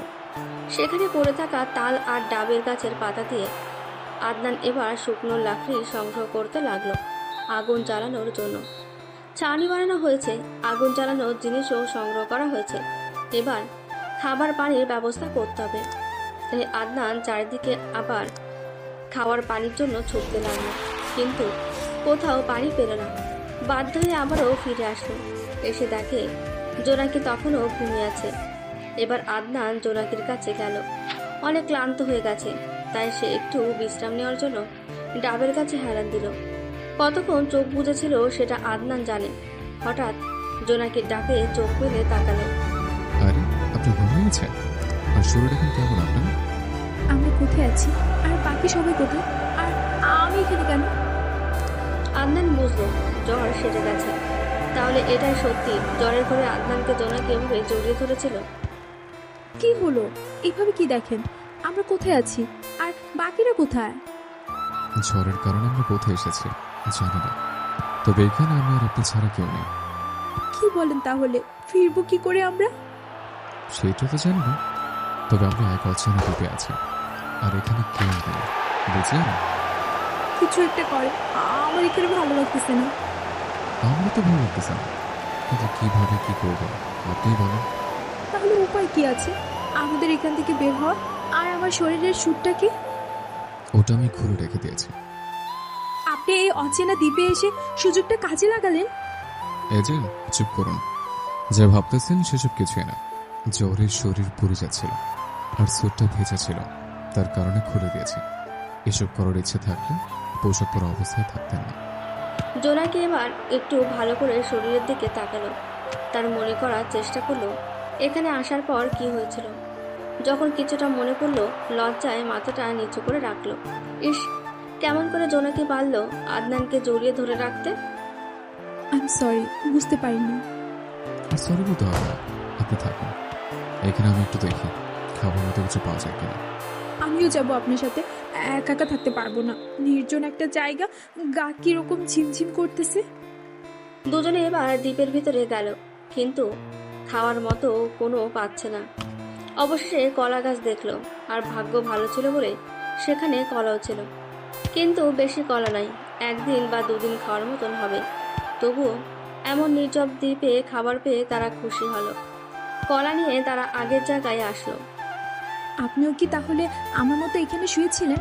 সন্ধ্যা নামতেছে তো, থাকার মতো তো কোনো কিছু নাই, আর আকাশটা ডাকতেছে। ওসব নিয়ে চিন্তা করতে হবে না। ওই যে ভেতরে থাকার মতো ছাউনি করেছে আর আগুন জ্বালানোর মতো লাকড়ি সংগ্রহ করেছে, কিন্তু আগুন জ্বালানোর কিছু পায়নি। আপনি কেমন করে পারলেন আমাকে একা রেখে এসব করতে? আর যদি কিছু হয়ে যেত? আর যদি থাকতাম সাথে খারাপ বলতাম, আর থাকার ছাউনি না বানালেও কথা শোনাতেন, বুঝলেন? সরি। দেখেন, এখানে আপনি আমি ছাড়া কেউ নেই, সুতরাং দুজনকে মিলেমিশে থাকতে হবে। মনে কোনো ঝগড়া রাগ করা যাবে, আর দুজনকে একসাথে সব করতে হবে। আর এসব সরি প্লিজ এখানে বলবেন না। খুব ক্ষুধা লেগেছে, এরপর তো কলা খেতে পারি, তাই না? কলা যে খাবেন, খাবার পানি কোথায় পাবেন আপনি? পানি নেই তো কি হয়েছে, আর এখানে পানি পাওয়া মুশকিল সেটাও জানি। ওইদিকে ডাবের গাছে ডাব দেখেছি, আর ওইদিকে বাঁশ দেখেছি আমি। আদনান বুঝে গেল কি করতে হবে, তাই আদনান আশেপাশে লোহা জাতীয় শক্ত কিছু খুঁজছে। অবশেষে খুঁজতে খুঁজতে চাকুর মতন একটা ধাতব পেল, তাই নিয়ে ডাবের গাছে উঠে গেল। দুটো গাছ থেকে অনেকগুলো ডাব পারল। সেখান থেকে নেমে ডাব কেটে দুজনে দুটো খেলো। খালি ডাবের খোলস দুটো নিয়ে বাঁশের কাছে গেল। সেখানে গিয়ে বাঁশ হালকা করে কাটলো। নিচের দিকে, আর সেখানে বাঁশের কলচি দিয়ে পাইপের মতন বানালো। বাঁশের পানি সেই পাইপ দিয়ে খালি ডাবে পড়তে লাগলো। আপনাকে শুধু বললাম আর আপনি সব বুঝে গেলেন। ডিসকভারি দেখি তো, তার কারণে। এবার চলুন, আগুনের ব্যবস্থা করতে হবে। দুজনে সে ছাউনির কাছে গেল। জেনেকে দেখে সত্যি অনেক সুন্দর করে দুটো ছাউনি পাশাপাশি বানিয়েছে আর অনেক জ্বালানি এনে রেখেছে। জোনাকি এবার দুটো ছোট পাথর এনে ঘষতে লাগলো। অনেক সময় পর আগুন ধরলো, কিন্তু এখন যে কোনো সময় বৃষ্টি নামতে পারে। তাই আদনান দৌড়ে সাগরের তীরে গেল। সেখানে থাকা তাদের স্যুট দুটো এনে কেটে সুন্দর করে দুজনে ছাউনির ওপর দিল, যাতে বৃষ্টি হলেও গা না ভিজে যায়। দুজনে সাগরের জলে হাত মুখ ধুয়ে ছাউনির ভেতরে ঢুকলো। মাঝে শুধু তাল গাছের আর ডাবের পাতা। দুজনকে দুজন দেখতে পাচ্ছে। রাত হয়ে গেছে। আদনান এবার ডাব কাটলো, কারণ খেতে তো হবে, তাই আগে কাটলো। এবার কলা খেতে পারি, তবে বেশি করে খাওয়ার দরকার নেই। জানি না কতদিন থাকতে হবে এখানে। আমার প্রচুর ক্ষুধা লেগেছে, আমি কম করে খেতে পারবো না। পরেরটা পরে দেখা যাবে। যেমনটা আপনার ইচ্ছা। দুজনে কলা খাওয়া শুরু করলো, সেই সাথে ডাবের পানি। অবশেষে আদনানের শরীরে একটু শক্তি আসলো। ছাউনি বানানো, লাকড়ি সংগ্রহ করা, ডাবের কাছে ওঠা, সব মিলে সত্যি খুব ক্লান্ত ছিল আদনান। এবার বৃষ্টি পড়া শুরু হয়ে গেল, সাথে বিদ্যুৎ চমকানো, মেঘের গুরুম গুরুম শব্দ। তাই জোনাকি তালের পাতা ডাবের পাতা ভেদ করে আদনানের পাশে চেপে বসলো। আমার এরকম পরিবেশে একা থাকার অভ্যাস নাই। তাছাড়া বৃষ্টি ঝরতেছে, বিদ্যুৎ চমকাচ্ছে, ভয় করতেছে, আর আবারও মনে হয় শরীরে জ্বর আসবে। আচ্ছা বসুন, আমি ডাবের খোসাগুলো বাইরে রাখি, পানি ভরো, কাছে আসবে। আদনান উঠে ডাবের খোসাগুলো ছাউনির পাতার নিচে দিল। দেওয়া হলে জোনাকির দিকে চোখ দিল। এ কি, জোনাকি তো ঠান্ডায় কাঁপছে। তাই এবার আদনান নিজের শার্টটা খুলে জোনাকিকে পরিয়ে দিল। জোনাকি শার্ট পরার পরও কাঁপুনি থামছে না, তাই এবারও সে আদনানকে জড়িয়ে ধরল। জোনাকি যেভাবে আদনানকে জড়িয়ে ধরেছে, তাতে তো আদনানের অবস্থা খারাপ। বৃষ্টি আবহাওয়া, তার উপর এরকম করে জড়িয়ে ধরা, তাই নিজের কন্ট্রোল হারিয়ে ফেলার অবস্থা। কোনো রকম নিজেকে কন্ট্রোল করে নিল আদনান। বৃষ্টির মধ্যেই আদনানকে জড়িয়ে ধরে ঘুমিয়ে গেল জোনাকি। পুরো রাত আদনান ওভাবে বুকে জড়িয়ে রেখেছিল জোনাকিকে। সারা রাত বৃষ্টি হয়েছে, তার উপর জোনাকির জ্বর। তাই নিজের শরীর জোনাকির শরীরের ওপরে রেখেছিল আদনান, যাতে বৃষ্টিতে ভিজে জ্বর না বাড়ে আর ঘুমও না হয়। বৃষ্টি ঠিক ভোরের সময় থেমে যায়। সকালের আলো ফোটার সাথে সাথেই রোদ ওঠে। সারা রাত জেগে থাকার কারণে আদনানের চোখেও ঘুম এসেছে। আদনান ভেজা সবকিছু সরিয়ে ফেলে শুকনা পাতা খোঁজ করে এনে বিছিয়ে দিল। এখনও জোনাকির জ্বর কমেনি আর ঘুমও ভাঙেনি। জোনাকিকে অন্যদিকে সরিয়ে রেখে আদনান শুয়ে পড়ল। আদনানের সাথে সাথে ঘুম ধরে গেল। জোনাকি যখন ঘুম ভাঙল, তখন বেলাটা মাথা বরাবর ওপরে। জোনাকি চোখ ফেলে দেখে সে আদনানের পাশে, আর আদনান একটা স্যান্টো গেঞ্জি গায়ে ঘুমিয়ে আছে এবং আদনানের শার্ট তার গায়ে। আচমকা এমন দেখে অনেকটা ঘাবড়ে গেল জোনাকি। মাথার উপর বেলা থাকাতে আদনানেরও ঘুম ভাঙল। চোখ কষতে দেখে জোনাকি তার দিকে বোকার মতন ফ্যালফ্যাল করে তাকিয়ে আছে। সাথে সাথে রাতের ঘটনা মনে পড়লো আদনানের। শোয়া থেকে উঠে বসলো। কাল রাতে আপনার জ্বর এসেছিল আর ঠান্ডা কাঁপতেছিল, তাই আমার শার্টটা আপনাকে পরিয়ে দিয়েছি। কালকের মতো কোনো কিছু করিনি তো আবার? না না, তেমন কিছু না, তবে আপনাকে বৃষ্টিতে ভিজতে দিইনি, নিজের শরীর দিয়ে আপনাকে ঢেকে রেখেছিলাম। আপনি আমার জন্য এত কিছু করলেন, নিশ্চয়ই সারা রাত ঘুমাননি। ওসব বাদ দেন, আগে বলেন তো, ঘুমালে কি আপনার জ্ঞান বুদ্ধি কম থাকে? আসলে ঘুমালে আর বলতে পারি না কি কি করি, আর জ্বর হলে আদর দেবো লোকে কি কি করি তাও জানি না। তবে যখন সুস্থ হই তখন ধীরে ধীরে সব মনে পড়ে যায় না। মনে তো হচ্ছে জ্বর নেই আপনার শরীরে। দেখি বাইরে পানি কত জমেছে, হাত মুখ ধুতে হবে, আর কিছু খেতে হবে। দুইজন ছাউনি থেকে বের হয়ে ডাবের খোসায় জমা পানি দিয়ে দুজনে হাত মুখ ধুয়ে নিল। আগের দিনে কলা দুজনে খেলো, ডাবের পানি আর বৃষ্টির পানি খেলো। যেহেতু রোদ উঠেছে, রাতে বৃষ্টি হয়েছে, তাই একটু আগুন জ্বালানোর জন্য লাকড়ি সংগ্রহ করতে হবে। আশেপাশে থেকে লাকড়ি সংগ্রহ করে আবারও আগুন ধরালো। তারপর আদনান গোসল সেরে নিল। জোনাকির ওড়নাটা ভিজিয়ে নিয়ে জোনাকিকে দিল, যাতে ভালো করে শরীরটা মুছে নিতে পারে। দুদিন অতিবাহিত হলো, কিন্তু বের হওয়ার বা যাবে তার কোনো উপায় পেল না। আর কোনো উদ্ধারকর্মী কিংবা জোন জাহাজ দেখতে পেল না। এদিকে কলাগুলো শেষ হয়ে গেছে। দুদিনে জোনাকির জ্বর একেবারে সেরে গেছে। খাবার তো শেষ হলো, এভাবে তো ডাবের পানি খেয়ে বাঁচাও সম্ভব না। তাহলে কি এখন আমাদের এখানে না খেয়ে থাকতে হবে? দেখি কোনো উপায় বের করতে পারি কিনা। আদনান সেই বাঁশঝাড় থেকে কাঁচা কঞ্চি কেটে ফালা করে সূচালো করল। এখন সমুদ্রের মাছ ধরে আগুনে ঝলসেই খেতে হবে। তাই আদনান সমুদ্রের জলে নামল। অনেক চেষ্টায় দুটো ছোট মাছ পেল, তা আগুনে পুড়িয়ে দুজনে খেল। এভাবে প্রায় 1 সপ্তাহ কেটে গেল। এখন আদনানের খুব টেনশন হচ্ছে। একা ছেলে মানুষ যে করে হোক থাকতে পারত, কিংবা কোনো উপায় পেত, কিন্তু জোনাকি থাকাতে কিছুই বুঝে উঠতে পারছে না। কারণ আগুনে পোড়া মাছ খেলে বমি করছে। হয়তো শহরের বড় ঘর নেই, তাই হয়তো অভ্যস্ত নয়। এই 1 সপ্তাহে জোনাকির চেহারা অনেকটা ভেঙে গেছে, কারণ শরীরে জ্বর ছিল, পেট পুড়ে খেতেও পারছে না। একটু চলাচল করবে বা হাঁটবে সেরকম শক্তিও নেই তার গায়ে। আমি বুঝি আপনাকে খুব বিপদে ফেলেছি। আমার কারণে আজকে এই অচেনা দ্বীপে আটকা পড়ে আছি। আমি আপনাকে সাহায্য পর্যন্ত করতে পারছি না।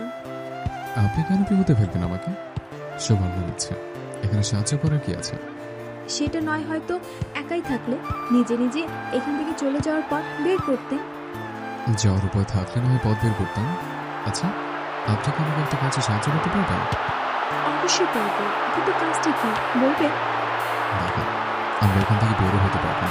এতদিন হলো কেউ কোনো উদ্ধারকর্মী কিংবা আমাদের ট্রিপ অ্যান্ড ট্রিপের অ্যাডমিন কিছুই করলো না। আর তারা হয়তো জানো না আমরা কোথায় আছি। সেটা বুঝলাম, কিন্তু কাজটা কি?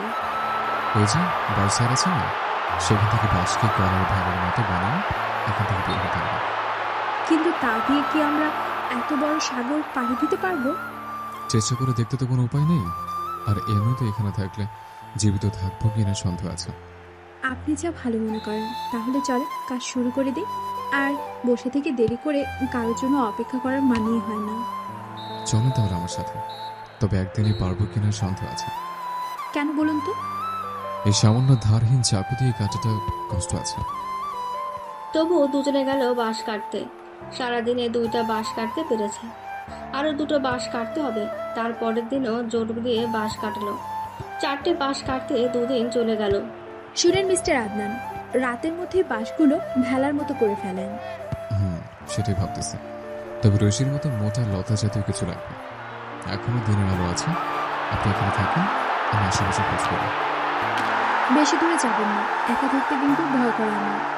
আদনান কোনো রকম মোটা শক্ত লতা নিয়ে আসলো।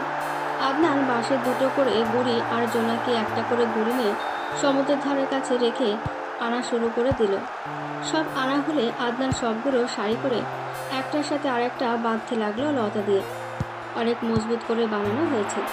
একবার সমুদ্রের জলে নামিয়ে দেখলো, তারপর 2টো ডাবের পাতা দিয়ে বৈঠা বানালো। বাঁশের ফেলাটা ডান হয়ে রাখলো। তারপর দুজনে ছাউনিতে গেল। জোনাকি দেখে আর মাত্র 3টে ডাব আছে। এই কয়েকদিনে আশেপাশের সব গাছের ডাব পেরে খেয়েছে তারা। তাই জোনাকি বলছে, এই 3টে ডাব ছাড়া তো আর কিছুই নাই। কি আর করার আছে, কোনো রকম এই 3টা খেয়ে রাতটা পার করি, কালকে তো যাবো। আমি ভেবেছিলাম কয়েকটা নিব, যদি ওই রোদের মাঝে তৃষ্ণা পায় তখন। বাঁচবো না মরবো তার কোনো গ্যারান্টি নেই।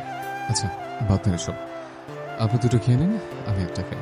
না না, আপনি অনেক বেশি পরিশ্রম করেছেন। আপনি 2টো খান, আমি একটাই খাই। আপনার শরীর এমনিতে দুর্বল, তাছাড়া 2 দিন থেকে মাছও ধরিনি। আপনি খান, আমি একটা খেয়ে রাত পার করতে পারবো। আর আপনি একা থাকতে পারলে এখানে তাহলে আমি একটু খোঁজ করতাম খাবার। না না, তার দরকার নেই, রাত হয়েছে অনেক। তাছাড়া অনেক বিষাক্ত কিছু রাতে বের হয়। দুজনে ডাব খেয়ে নিল, কিন্তু পেটে ক্ষুধা থাকায় কারোর ঘুম আসছে না। তাই দুজনে রাতে নানা রকম কথা বলতে লাগলো। আচ্ছা, আমরা যদি বেঁচে ফিরি তাহলে কি সব ঘটনা মনে থাকবে আপনার? মনে তো মৃত্যুর আগ পর্যন্ত থাকবে। সুখের কথা মনে থাকলে কষ্টের কথা মনে থাকে, বুঝলেন? আমার জন্য আজকে এরকম বিপদে পড়তে হলো। কেন যে জোর করে সাদা পাথরের পাহাড়ে নিয়ে গেলাম? এসব কি বলা খুব জরুরি? এটা তো ভ্রমণের আনন্দ, এটাও তো আমাদের একটা ভ্রমণ জ্ঞান অর্জন। এরকম প্রতিকূল ধ্বংসাত্মক পরিবেশে কি করে বাঁচতে হয় এটাও তো শিক্ষা। আবার দেখেন, এরকম কষ্ট না করলে গরিব মানুষ সম্পর্কে কি জানতে পারতাম বলেন? তা অবশ্য ঠিক বলেন। সত্যি আমাদের আশেপাশে অনেক মানুষ না খেয়ে থাকে। সত্যি তারা কিরকম জীবন পার করে তা এখন বুঝতে পারতেছি। এরকম আরো নানান কথা বলল তারা। হঠাৎ জোনাকি কথা বলা বন্ধ করে দিল। আদনান মুছে গেল। জোনাকি ঘুমিয়ে গেছে। আদনানের চোখে ঘুম আসছে না, তাই ছাউনি থেকে বের হয়ে সমুদ্রের ধারে গেল। আকাশের চাঁদ দেখছে আর ভাবছে, সত্যি কি তারা পারবে এই সামান্য বাঁশের ভেলায় করে পৌঁছাতে, কিংবা কোনো জাহাজ জনমানবের দেখা? শেষ রাতের দিকে ছাউনিতে এসে ঘুমায় আদনান। অনেক দেরিতে ঘুম ভাঙে জোনাকির। ঘুম থেকে উঠে দেখে আদনান তখনও ঘুমাচ্ছে, তাই আদনানকে না ডেকে সমুদ্রে জল দিয়ে মুখটা ধুয়ে নিল। ছাউনিতে এসে আদনানকে ডাক দিল। আদনান ঘুম থেকে উঠে মুখ ধুয়ে ছাউনিতে জোনাকির কাছে আসলো।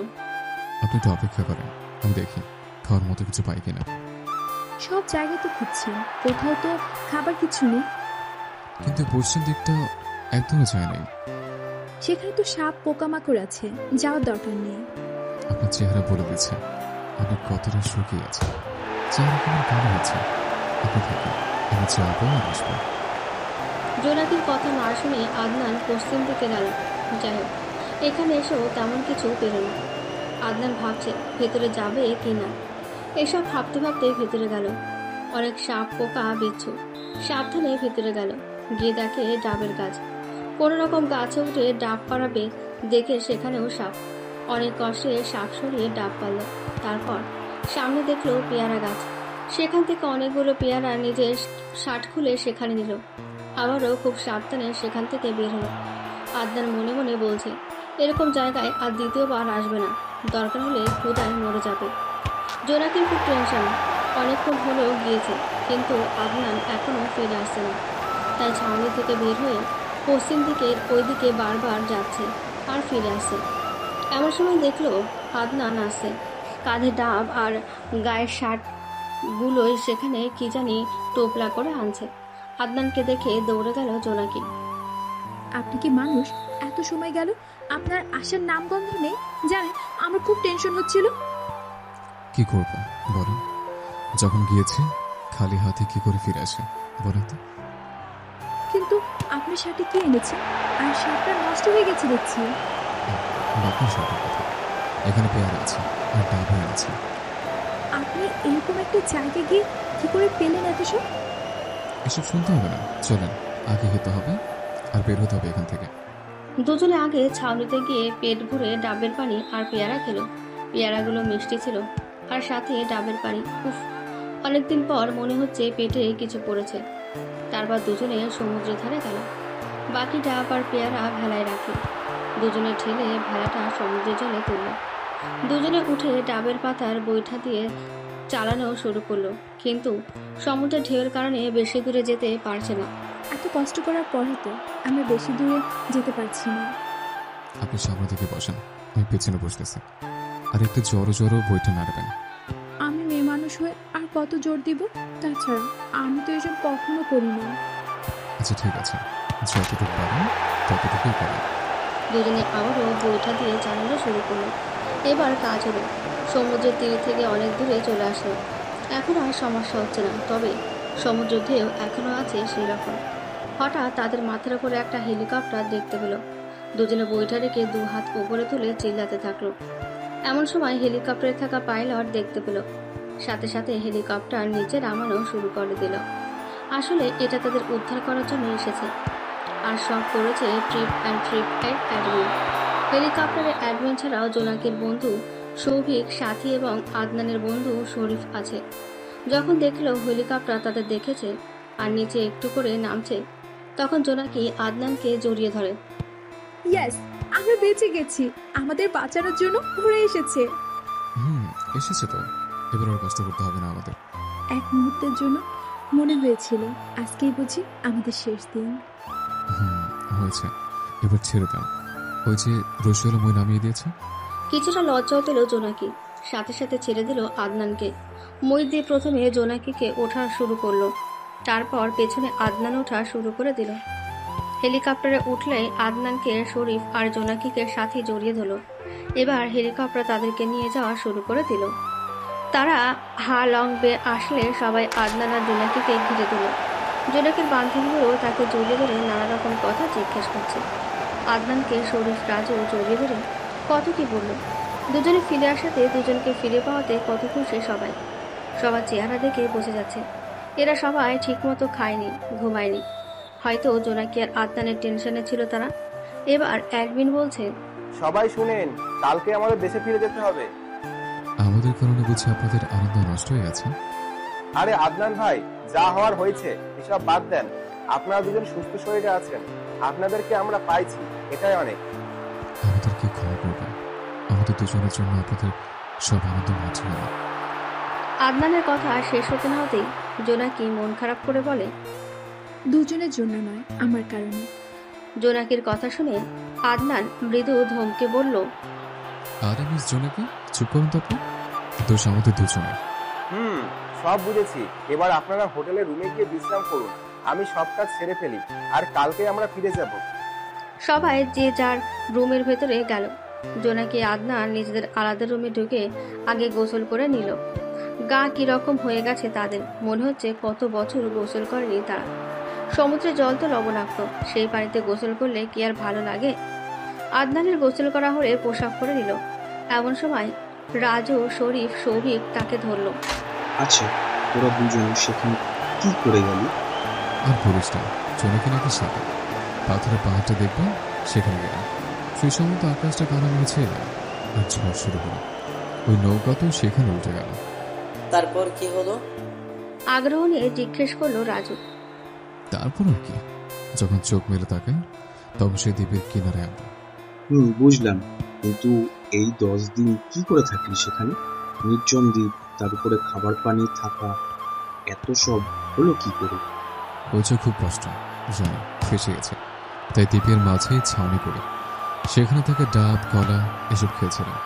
তারপর কি আর করা, সমুদ্রের মাছ খেয়েছিলাম। সবটা শুনে রাজু, শরীফ, সৌভিক অনেক অবাক। তাহলে তারা অল্পের জন্য বেঁচে গেছে। এদিকে আবার জোনাকিকে, আদুরির সাথী সুমি এরা জিজ্ঞেস করছে কি থেকে কি হলো। সুমির কথায় সাথী টিটকারি করে বলল, কি রে জোনাকি, এরকম নির্জন দ্বীপে তোরা দুজন মানুষ কেমন করে থাকলি? আদনান তো সব করেছে, জানিস অসুস্থ ছিলাম আমি, খুব জ্বর ছিল, আদনান আমার সেবা করেছে। বাপ্পা, এত কিছু! তা কিরকম সেবা করেছে শুনি? তোরাও না সবকিছু মজা চলে নিস। ছাউনি বানানো থাকার জন্য গাছ থেকে ডাব পাড়া, সমুদ্র থেকে মাছ ধরা, সব করেছে রে। ইস, এরকম একটা কেয়ারিং বয়ফ্রেন্ড যদি থাকতো আমার। জোনাকির কথা শুনে সাথী আফসোস করে বলে, সুমি সবসময় তোর উল্টো পাল্টা কথা। দেখছিস না জোনাকি কিরকম জ্বলছে? কেন রে জোনাকি, সত্যি জ্বলছিস তুই? সাথী, তুই ঠিকই বলেছিস রে। তোরা দুজন কি শুরু করলি শুনি? জোনাকি, তুই বলতো তারপর কি হলো? তোরা থাম, আগে শুনতে দে। তারপর কি হলো জোনাকি? আমার জ্বর হয়েছিল, আপনার নিজের শ্বাস খুলে দিয়েছিল। জ্বরের দিনে বৃষ্টি হয়েছিল, সারা রাত জেগেছিল, আর নিজের শরীর আমার উপর দিয়ে বৃষ্টি থেকে ভেজা রক্ষা করেছিল। নিজের দেহ মানে ঠিক বুঝলাম না। মানে আমি শুয়েছিলাম আর আদনান ছাউনির মতো উপরে ছিল। দেখেছিস সাথী, আদনান ছেলেটা কত ভালো। আর সত্যি বলতে আদনানকে দেখে আমার খুব পছন্দ হয়েছে। সুমিকে থামিয়ে আদুরি বলল, তোরা থাম, আগে শুনতে দে।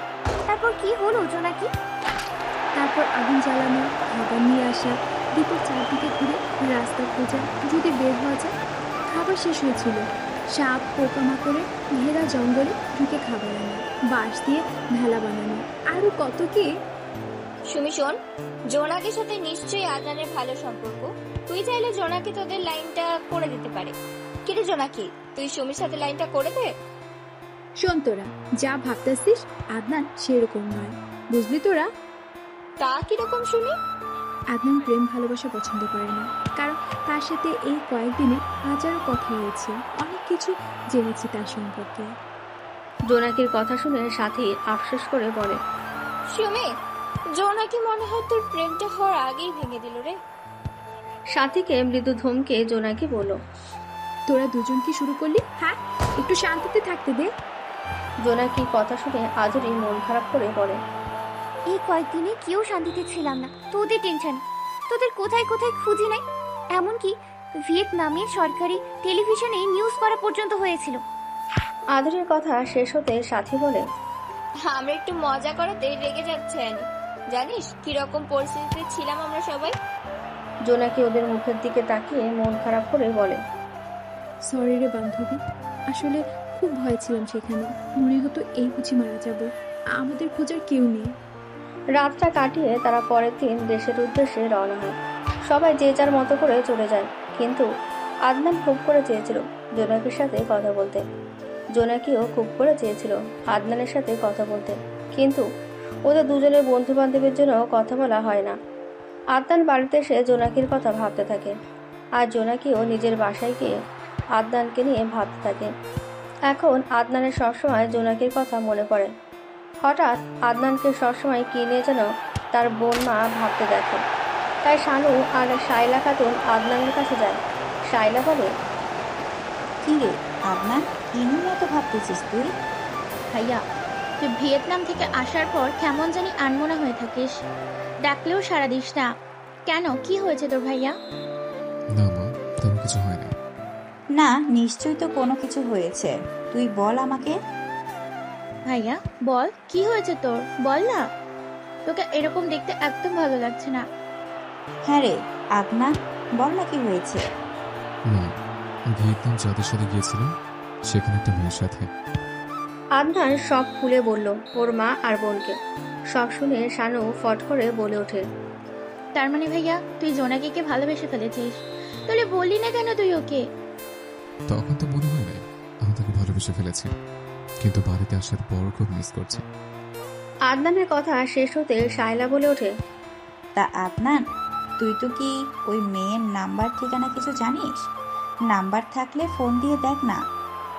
আদনান মা এর কথায় মন খারাপ করে বলে, মা ওর ফোন নাম্বার নিতে পারেনি, তবে সেই দেবী তার বাসার ঠিকানা বলেছিল, কিন্তু মা বাসা নাম্বার কত সেটা জানে না। যদি সত্যি তুই মেয়েটাকে চাস তাহলে ঢাকা যা, তাকে পেতেও পারিস তুই। যদি না পাই তার দেখা। শোন, আগেও যেমন তোর মামার বাড়ি ছিলি, আবারও তোর মামার বাসায় যা, সেখান থেকে দেখা হতেও পারে। কয়েকদিন পর শায়লা খাতুন তার ভাইকে ফোন করে জানিয়ে দেয় আদনান আবারও তার কাছে যাবে। আদনান ঢাকা যায়, জোনাকির ঠিকানায় যায়, কিন্তু জোনাকির সাথে দেখা পায় না। জোনাকিরা যেখানে থাকে সেখানে দিনের পর দিন আদনান পার করে, কিন্তু দেখা পায় না। এদিকে জোনাকিরও একই অবস্থা, কিন্তু আদনানের ঠিকানা নাম্বার তার কাছে নেই। এভাবে অনেক দিন চলে যায়। হঠাৎ করে জোনাকির মনে পড়ে ট্রিপের অ্যাডমিনের কথা। তখন জোনাকি অ্যাডমিনকে ফোন করে এবং কিছু একটা বলে আদনানের ফোন নাম্বারটা নেয়।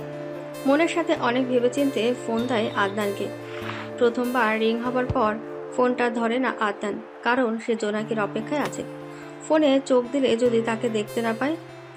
জোনাকি আবারও ফোন দেয়। আদনান দেখে আননোন নাম্বার, রিসিভ করবে কিনা ভাবতে ভাবতে ফোনটা কেটে দেয়। জোনাকি আবারও ফোন দেয়, এবার আদনান রিসিভ করে। হ্যালো, কে বলছেন? আদনানের কণ্ঠ শুনে চিনতে পারে জোনাকি। আমি জোনাকি বলতেছি। কোন জোনাকি? ছিলাম না তো। আপনি কয়টা জোনাকিকে চিনেন? এবার আদনান চিনতে পারে, কিন্তু জোনাকি তার নাম্বার কোথায় পেল? তাকে তো নাম্বার দেয়নি আদনান। কি হলো, চুপ করে আছেন কেন? ভিয়েতনামের ট্রিপে গিয়ে দ্বীপে হারিয়ে। আর বলতে পারলো না জোনাকি।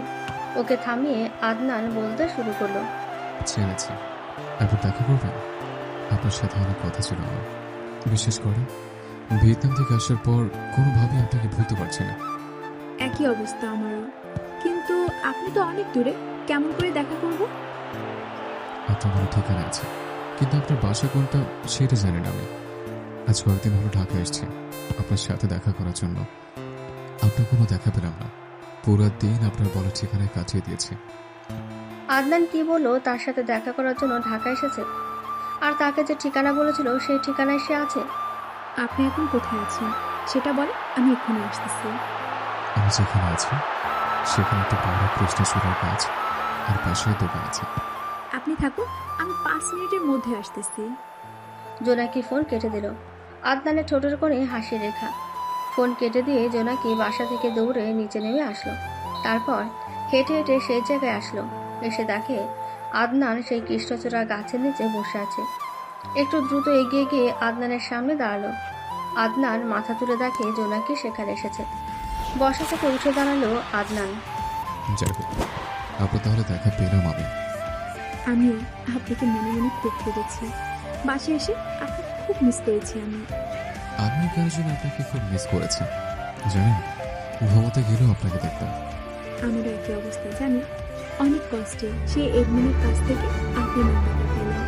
কয়েকবার ফোন দিলাম, ধরলেন না কেন? আসলে চোখ ছিল চারদিকে আপনার যদি পাই, আর ফোনে দিয়ে তাকিয়ে যদি আপনি হঠাৎ করে কন্ট্যাক্ট করে চলে যান। আপনি তাহলে এখানে প্রতিদিন আসতেন? হ্যাঁ, আপনার সাথে দেখা করার জন্য আসি। কেন এত দেখা করার আগ্রহ শুনে? সত্যি বলতে আমার মনে হয় আপনাকে ভালোবেসে ফেলেছি। আপনাকে দেখতে না পেয়ে কোনো কাজে মন বসতে ছিল না। আপনার সাথে যখন ছিলাম তখন বলছি না আপনাকে আমি ভালোবাসি, কিন্তু যখন আলাদা হলো তখন কেন যেন আপনি আমার চোখের সামনে। এই কথাটা ভিয়েতনামে বললে কি হতো? তাহলে কি আমাদের দুজনকে এত কষ্ট করতে হতো? ভালো যদি বাসো তাহলে আপনি আমার কেন বলতেছেন? সেখান থেকে দুজনের প্রেম শুরু হয়। আদনান তার মামার বাসায় আরো কিছুদিন ছিল। তারপর আদনান বাড়ি চলে আসে। এসেই তার মা বোনকে সবটা জানায়। শায়লা খাতুন আদনানের বাবাকে সব জানায়। তিনিও ছেলের সুখের জন্য রাজি হয়। তাদের প্রেম এভাবে ফোনে চলতে থাকে। আদনানের পড়াশোনা শেষ হলে চাকরির জন্য চেষ্টা করতে থাকে। এর মাঝেই আদনান আবারও ঢাকায় তার মামার কাছে যায় চাকরির ইন্টারভিউ দিতে, কিন্তু সেখানেও চাকরি হয় না। তাই বাড়ি আসার সিদ্ধান্ত নেয়। একবার ভাবে তার পরিবারের মানুষ তো জোনাকিকে নিয়ে যেতে বলেছিল। তাই আদনান জোনাকিকে ফোন করে। জোনাকি, এখন কি তোমার পড়াশোনার চাপ বা কোনো কাজ আছে? কেন বলো তো? না মানে তোমাকে সাথে করে বাড়ি নিয়ে যেতাম। সবাই তোমার সাথে ফোনে কথা বলেছে, এখন সবাই সরাসরি দেখতে চাই তোমাকে। সত্যি নিবে তোমার সাথে আমাকে? আমারও খুব ইচ্ছে ছিল জানো। আচ্ছা কবে যাবে তুমি? আজকে রাতের বাসে ফিরবো আমি। আচ্ছা তুমি বাস কাউন্টারে থেকো, আমি সময় মতো পৌঁছে যাব। কিন্তু বাসা কি বলবো তুমি? সেটা নিয়ে ভাবতে হবে না। বলবো বান্ধবীর বিয়ে, তার গ্রামের বাড়ি যাচ্ছি, বুঝতে কোনো সমস্যা হবে না। আমি এক্ষুনি সব গোছানো শুরু করব। রাখলাম। জোনাকির এমন পাগলামি দেখে হাসি পেল আদনানের। জোনাকি তার বাবা মাকে উল্টাপাল্টা বুঝিয়ে বাস কাউন্টারে এসে গেল। আগে থেকে সেখানে ছিল আদনান। তাহলে আসলে তুমি? আসবো না মানে? তোমার বোন কত সুন্দর করে কথা বলে, তোমার মা আমাকে মা বলে ডাকে, আর সেখানে যাবো না আমি? তাছাড়া এটা তো আমার শ্বশুর বাড়ি হবে, আগে ভাগে গিয়ে দেখবো না? সেখানকার সবকিছু সম্পর্কে জানতে হবে না? ওরে বাবা, এত কিছু ভাবে শুরু করে দিয়েছিল না? সত্যি মানতে হবে, তুমি আসলে খুব ভালো। আমি ভালো না খারাপ সেটা বিয়ের পরে জানবো। এখন চলো বাসে উঠবো আমরা। দাঁড়িয়ে থাকতে ভালো লাগতেছে না আমার। দুজনে বাসে গিয়ে উঠলো। জোনাকি আদনানকে জড়িয়ে ধরলো। বাস চললো আদনানের গ্রামের বাড়ির উদ্দেশ্যে। মনে মনে অনেক খুশি জোনাকি। কখনো তার গ্রামে যাওয়া হয়নি, তার উপর আবার নিজের বয়ফ্রেন্ডের সাথে যাচ্ছে, যাকে নিয়ে হাজারো স্বপ্ন বুনেছে মনের ভেতরে। আদনানও জোনাকিকে জড়িয়ে বুকে নিল। কেন জানি জোনাকি তার পাশে থাকলে মনটা আনন্দে ভরে যায়। আদনানের সাথে করে জোনাকি তাদের গ্রামে আসে। মনে মনে খুব ভয় হয় জোনাকির, যদি কেউ কিছু বলে। ফোনের অপর প্রান্তের কথা বলা আর সরাসরি কথা বলা সবাইকে আর এক হয়। তবুও আদনানের সাথে পা বাড়ানোর সাহস করে। বাড়িতে ঢুকে জোনাকিকে পাগলের মতন সবাই ঘিরে দিল। জোনাকির মনেই হচ্ছে না এখানে সে প্রথমবার আসলো। আদনানের মা জোনাকির হাত ধরে বারান্দায় নিয়ে গেল। সেখানে চেয়ারে বসালো জোনাকিকে। আদনানের বোন আর ভাই সাথে সাথেই গেল। সত্যি মানতে হবে, আমার ছেলের পছন্দ আছে, একেবারে পুতুলের মতো দেখতে। মা, দেখতে হবে না ভাইটা কার? পেটে ধরলাম আমি, আর ক্রেডিট নিচ্ছে আমার মেয়ে। তা মা জোনাকি, আসতে কোনো অসুবিধা হয়নি তো? না মা, অসুবিধা হয়নি তো। প্রথমবার আসলে আমাদের বাড়িতে, তাই তোমাকে অত সহজে যেতে দিচ্ছি না। জোনাকি সেবার প্রায় 15 দিনের মতন ছিল। আদনানের মায়ের ভালোবাসা, বোনের সাথে দুষ্টুমি, ছোট ভাইটার সাথে মজা করা, কিভাবে যে 15 দিন চলে গেছে সেটা জোনাকি বুঝতেই পারেনি। আদনানের ছোট ভাই বোনের সাথে গ্রাম ঘুরে দেখা, ফসলের মাঠ নদী সব কিছু দেখা। জোনাকির তো মন করতেছিল এখানে থেকে যেতে। জোনাকি রান্নার কাজ জানতো না, তা দেখে শায়লা খাতুন জোনাকিকে কিছু শেখায়। আরও প্রায় 6 মাস পর আদনানের চাকরি হয়। আদনানের চাকরি হওয়াতে জোনাকি খুব খুশি হয়। আদনানের মা জোনাকির মা বাবার সাথে তাদের বিয়ের কথা বলতে চায়, কিন্তু জোনাকি জানায় এখনও তার পড়াশোনা বাকি আছে, তাই এখন যেন বিয়ের কথা না বলে।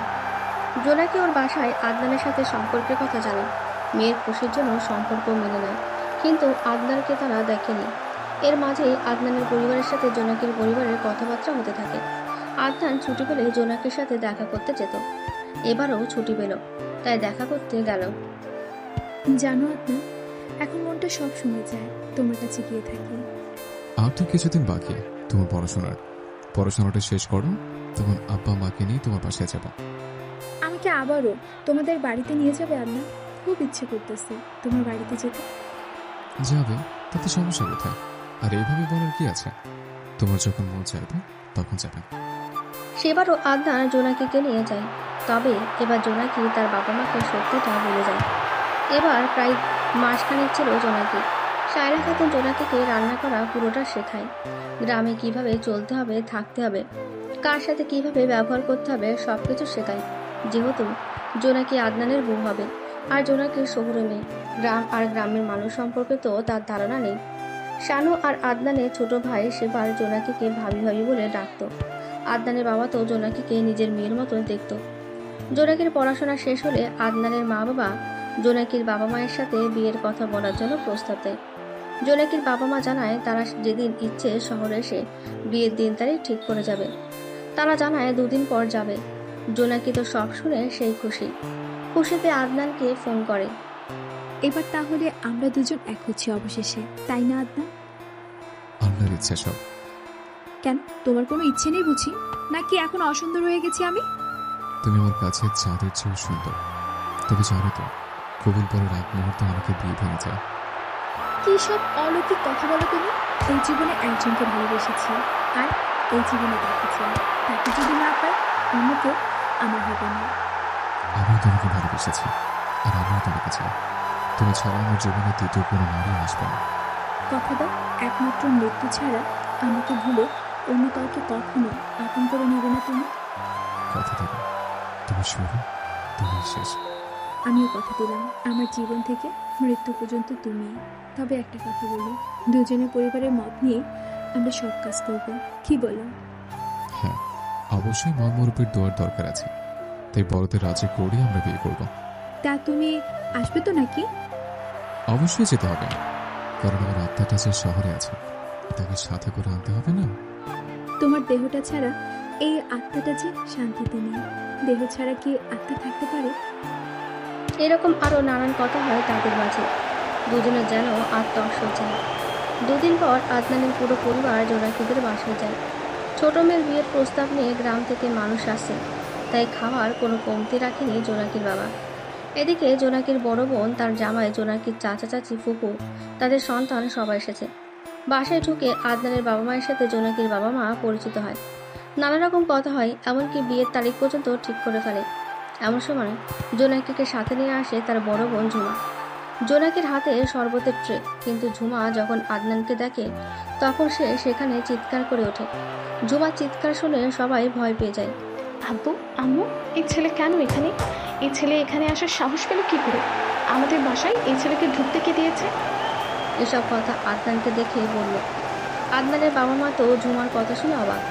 তখন আদনানের মা ঝুমাকে বলছে, কেন মা, কি হয়েছে?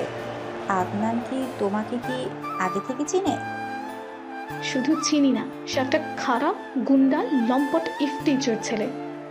এসব তুই কি বলছিস ঝুমা? হ্যাঁ আব্বু, আমি ঠিক বলতেছি। এই ছেলে আমাকে ইফটিজিং করেছিল, আমার গায়ে হাত তুলেছিল, এমনকি আমাকে খারাপ প্রস্তাব পর্যন্ত দিয়েছিল। আদনান, জোনাকির বড় বোন যা বলছে তা কি সত্যি না মিথ্যা? বিশ্বাস করো, উনি যা বলতেছে সব সত্যি নয়। সব সত্যি নয় মানে? কি হয়েছে সেটা বলো। আব্বে, ছেলে কি বলবে? তার কি বলার মতো মুখ আছে? আপনারা দয়া করে এখান থেকে বের হয়ে যান।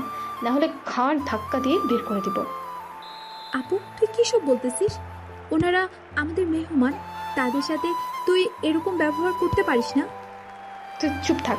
আমি জানতাম আমার বোন নিশ্চয়ই কোনো ভদ্র ছেলেকে পছন্দ করে, কিন্তু এখন দেখি একটা বদমাইশ ছেলেকে পছন্দ করে। আপু আদনান ওরকম ছেলেই না, তোর কোথাও ভুল হচ্ছে। আব্বু ওনাদেরকে এখনো যেতে বলতেছ না কেন? যেই ছেলে তোমার বড় মেয়ের গায়ে হাত তুলে ইপ্রেজেন্ট করে খারাপ প্রস্তাব দেয়, তার সাথে কি তোমার ছোট মেয়ের বিয়ে দিবে?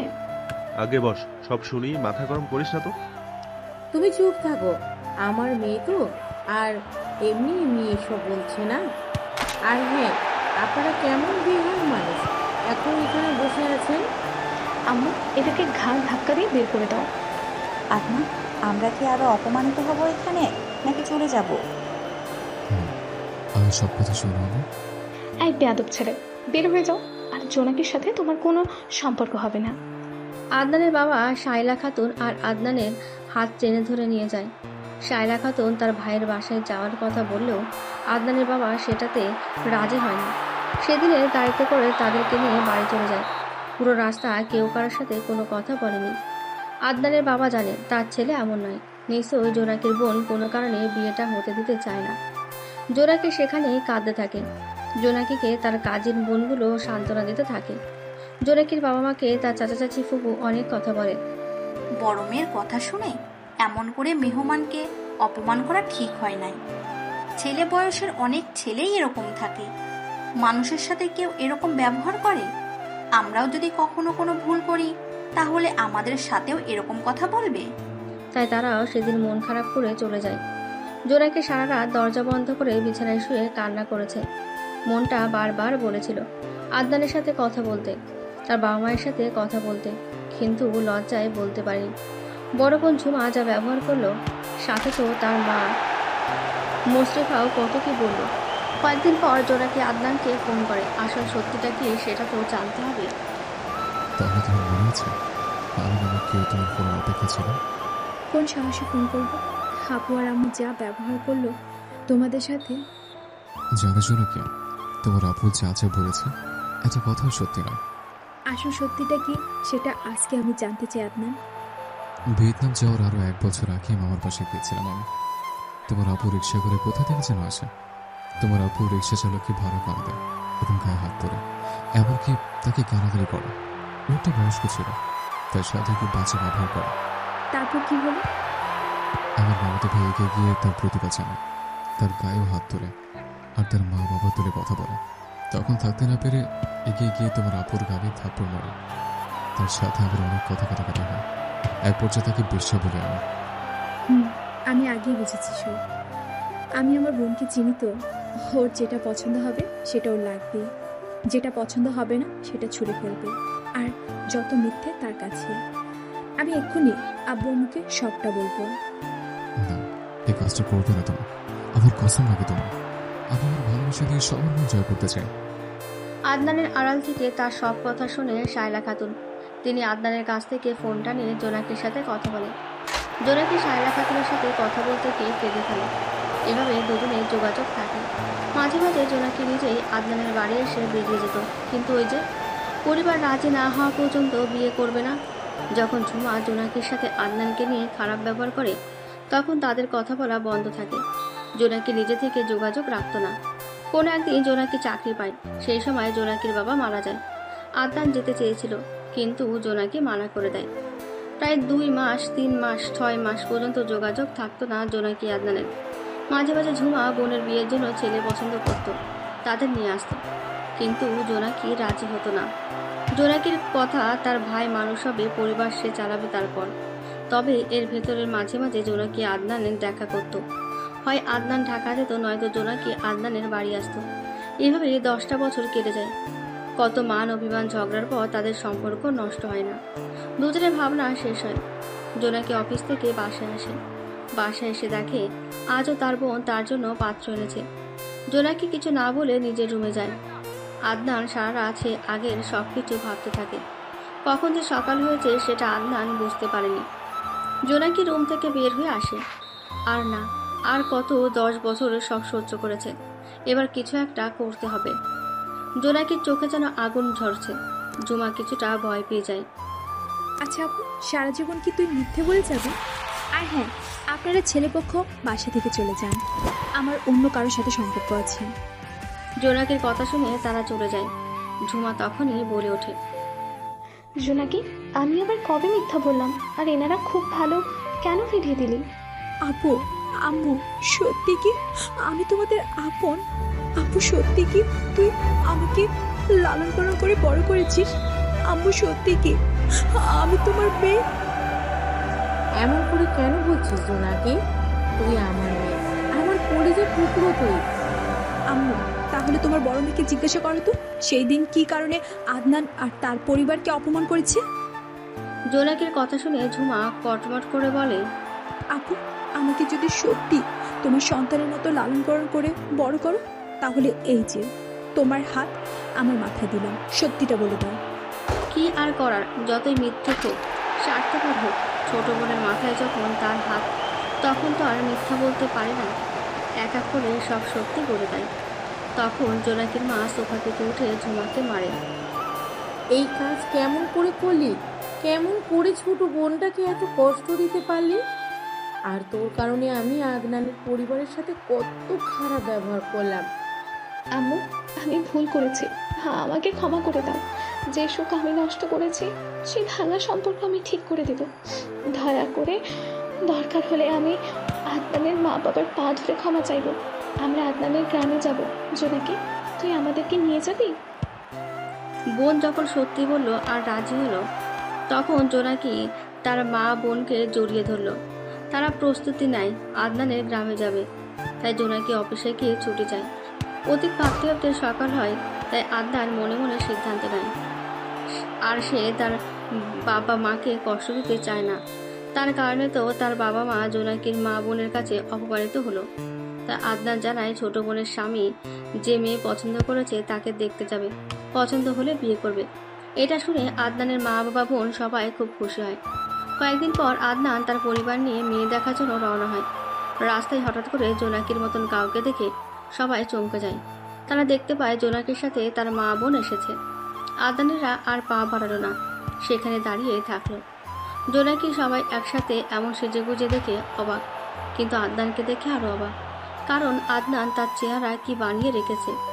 আদনান, সবাই একসাথে কোথায় যাচ্ছ? কোথায় যাব? তুমি তো বলেছ অন্য কাউকে বিয়ে করতে, তাই মেয়ে দেখার জন্য যাচ্ছি।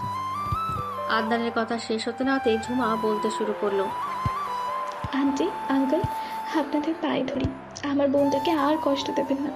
ভুল তো আমি করেছি, তাহলে আমার বোন কেন সাজা পাবে? আপনার ভাই আমার অন ভাই, আমি বুঝতে পারছি আমি অন্যায় করেছি, সাজা আমাকে দাও। তুমি তো আমার বোনকে ভালোবাসো, তাহলে কেমন করে অন্য কোথাও মেয়ে দেখতে যাও? জোনাকির মাও অনুশোচনা নিয়ে বলে, বাবা আদনান, আমরা ভুল করেছি, অন্যায় করেছি, আমাদেরকে ক্ষমা করে দাও। দেখো, সব ভুলে আমরা জোনাকিকে তোমার কাছে দেওয়ার জন্য এসেছি। আরে আরে বোন, কি করে? আমরা কোনো কিছুই মনে রাখি নাই। আদনান, জোনাকিকে নিয়ে বাড়িতে চল, আজকে জোনাকির সাথে তোর বিয়ে দিব। তারপর আর কি, সব মান অভিমান ঝগড়া ভুলে গিয়ে জোনাকির সাথে আদনানের বিয়ে হয়ে গেল। দুজনে এখন সুখে শান্তিতে সংসার করতে লাগলো। দুজন দুজনকে কতটা ভালোবাসে তা তো বোঝাই গেল। কেউ পরিবারের দোহাই দিয়ে কাউকে ছাড়েনি। সত্যিটা হলো, মন থেকে চাইতে হবে আর মন থেকে ভালোবাসতে হবে।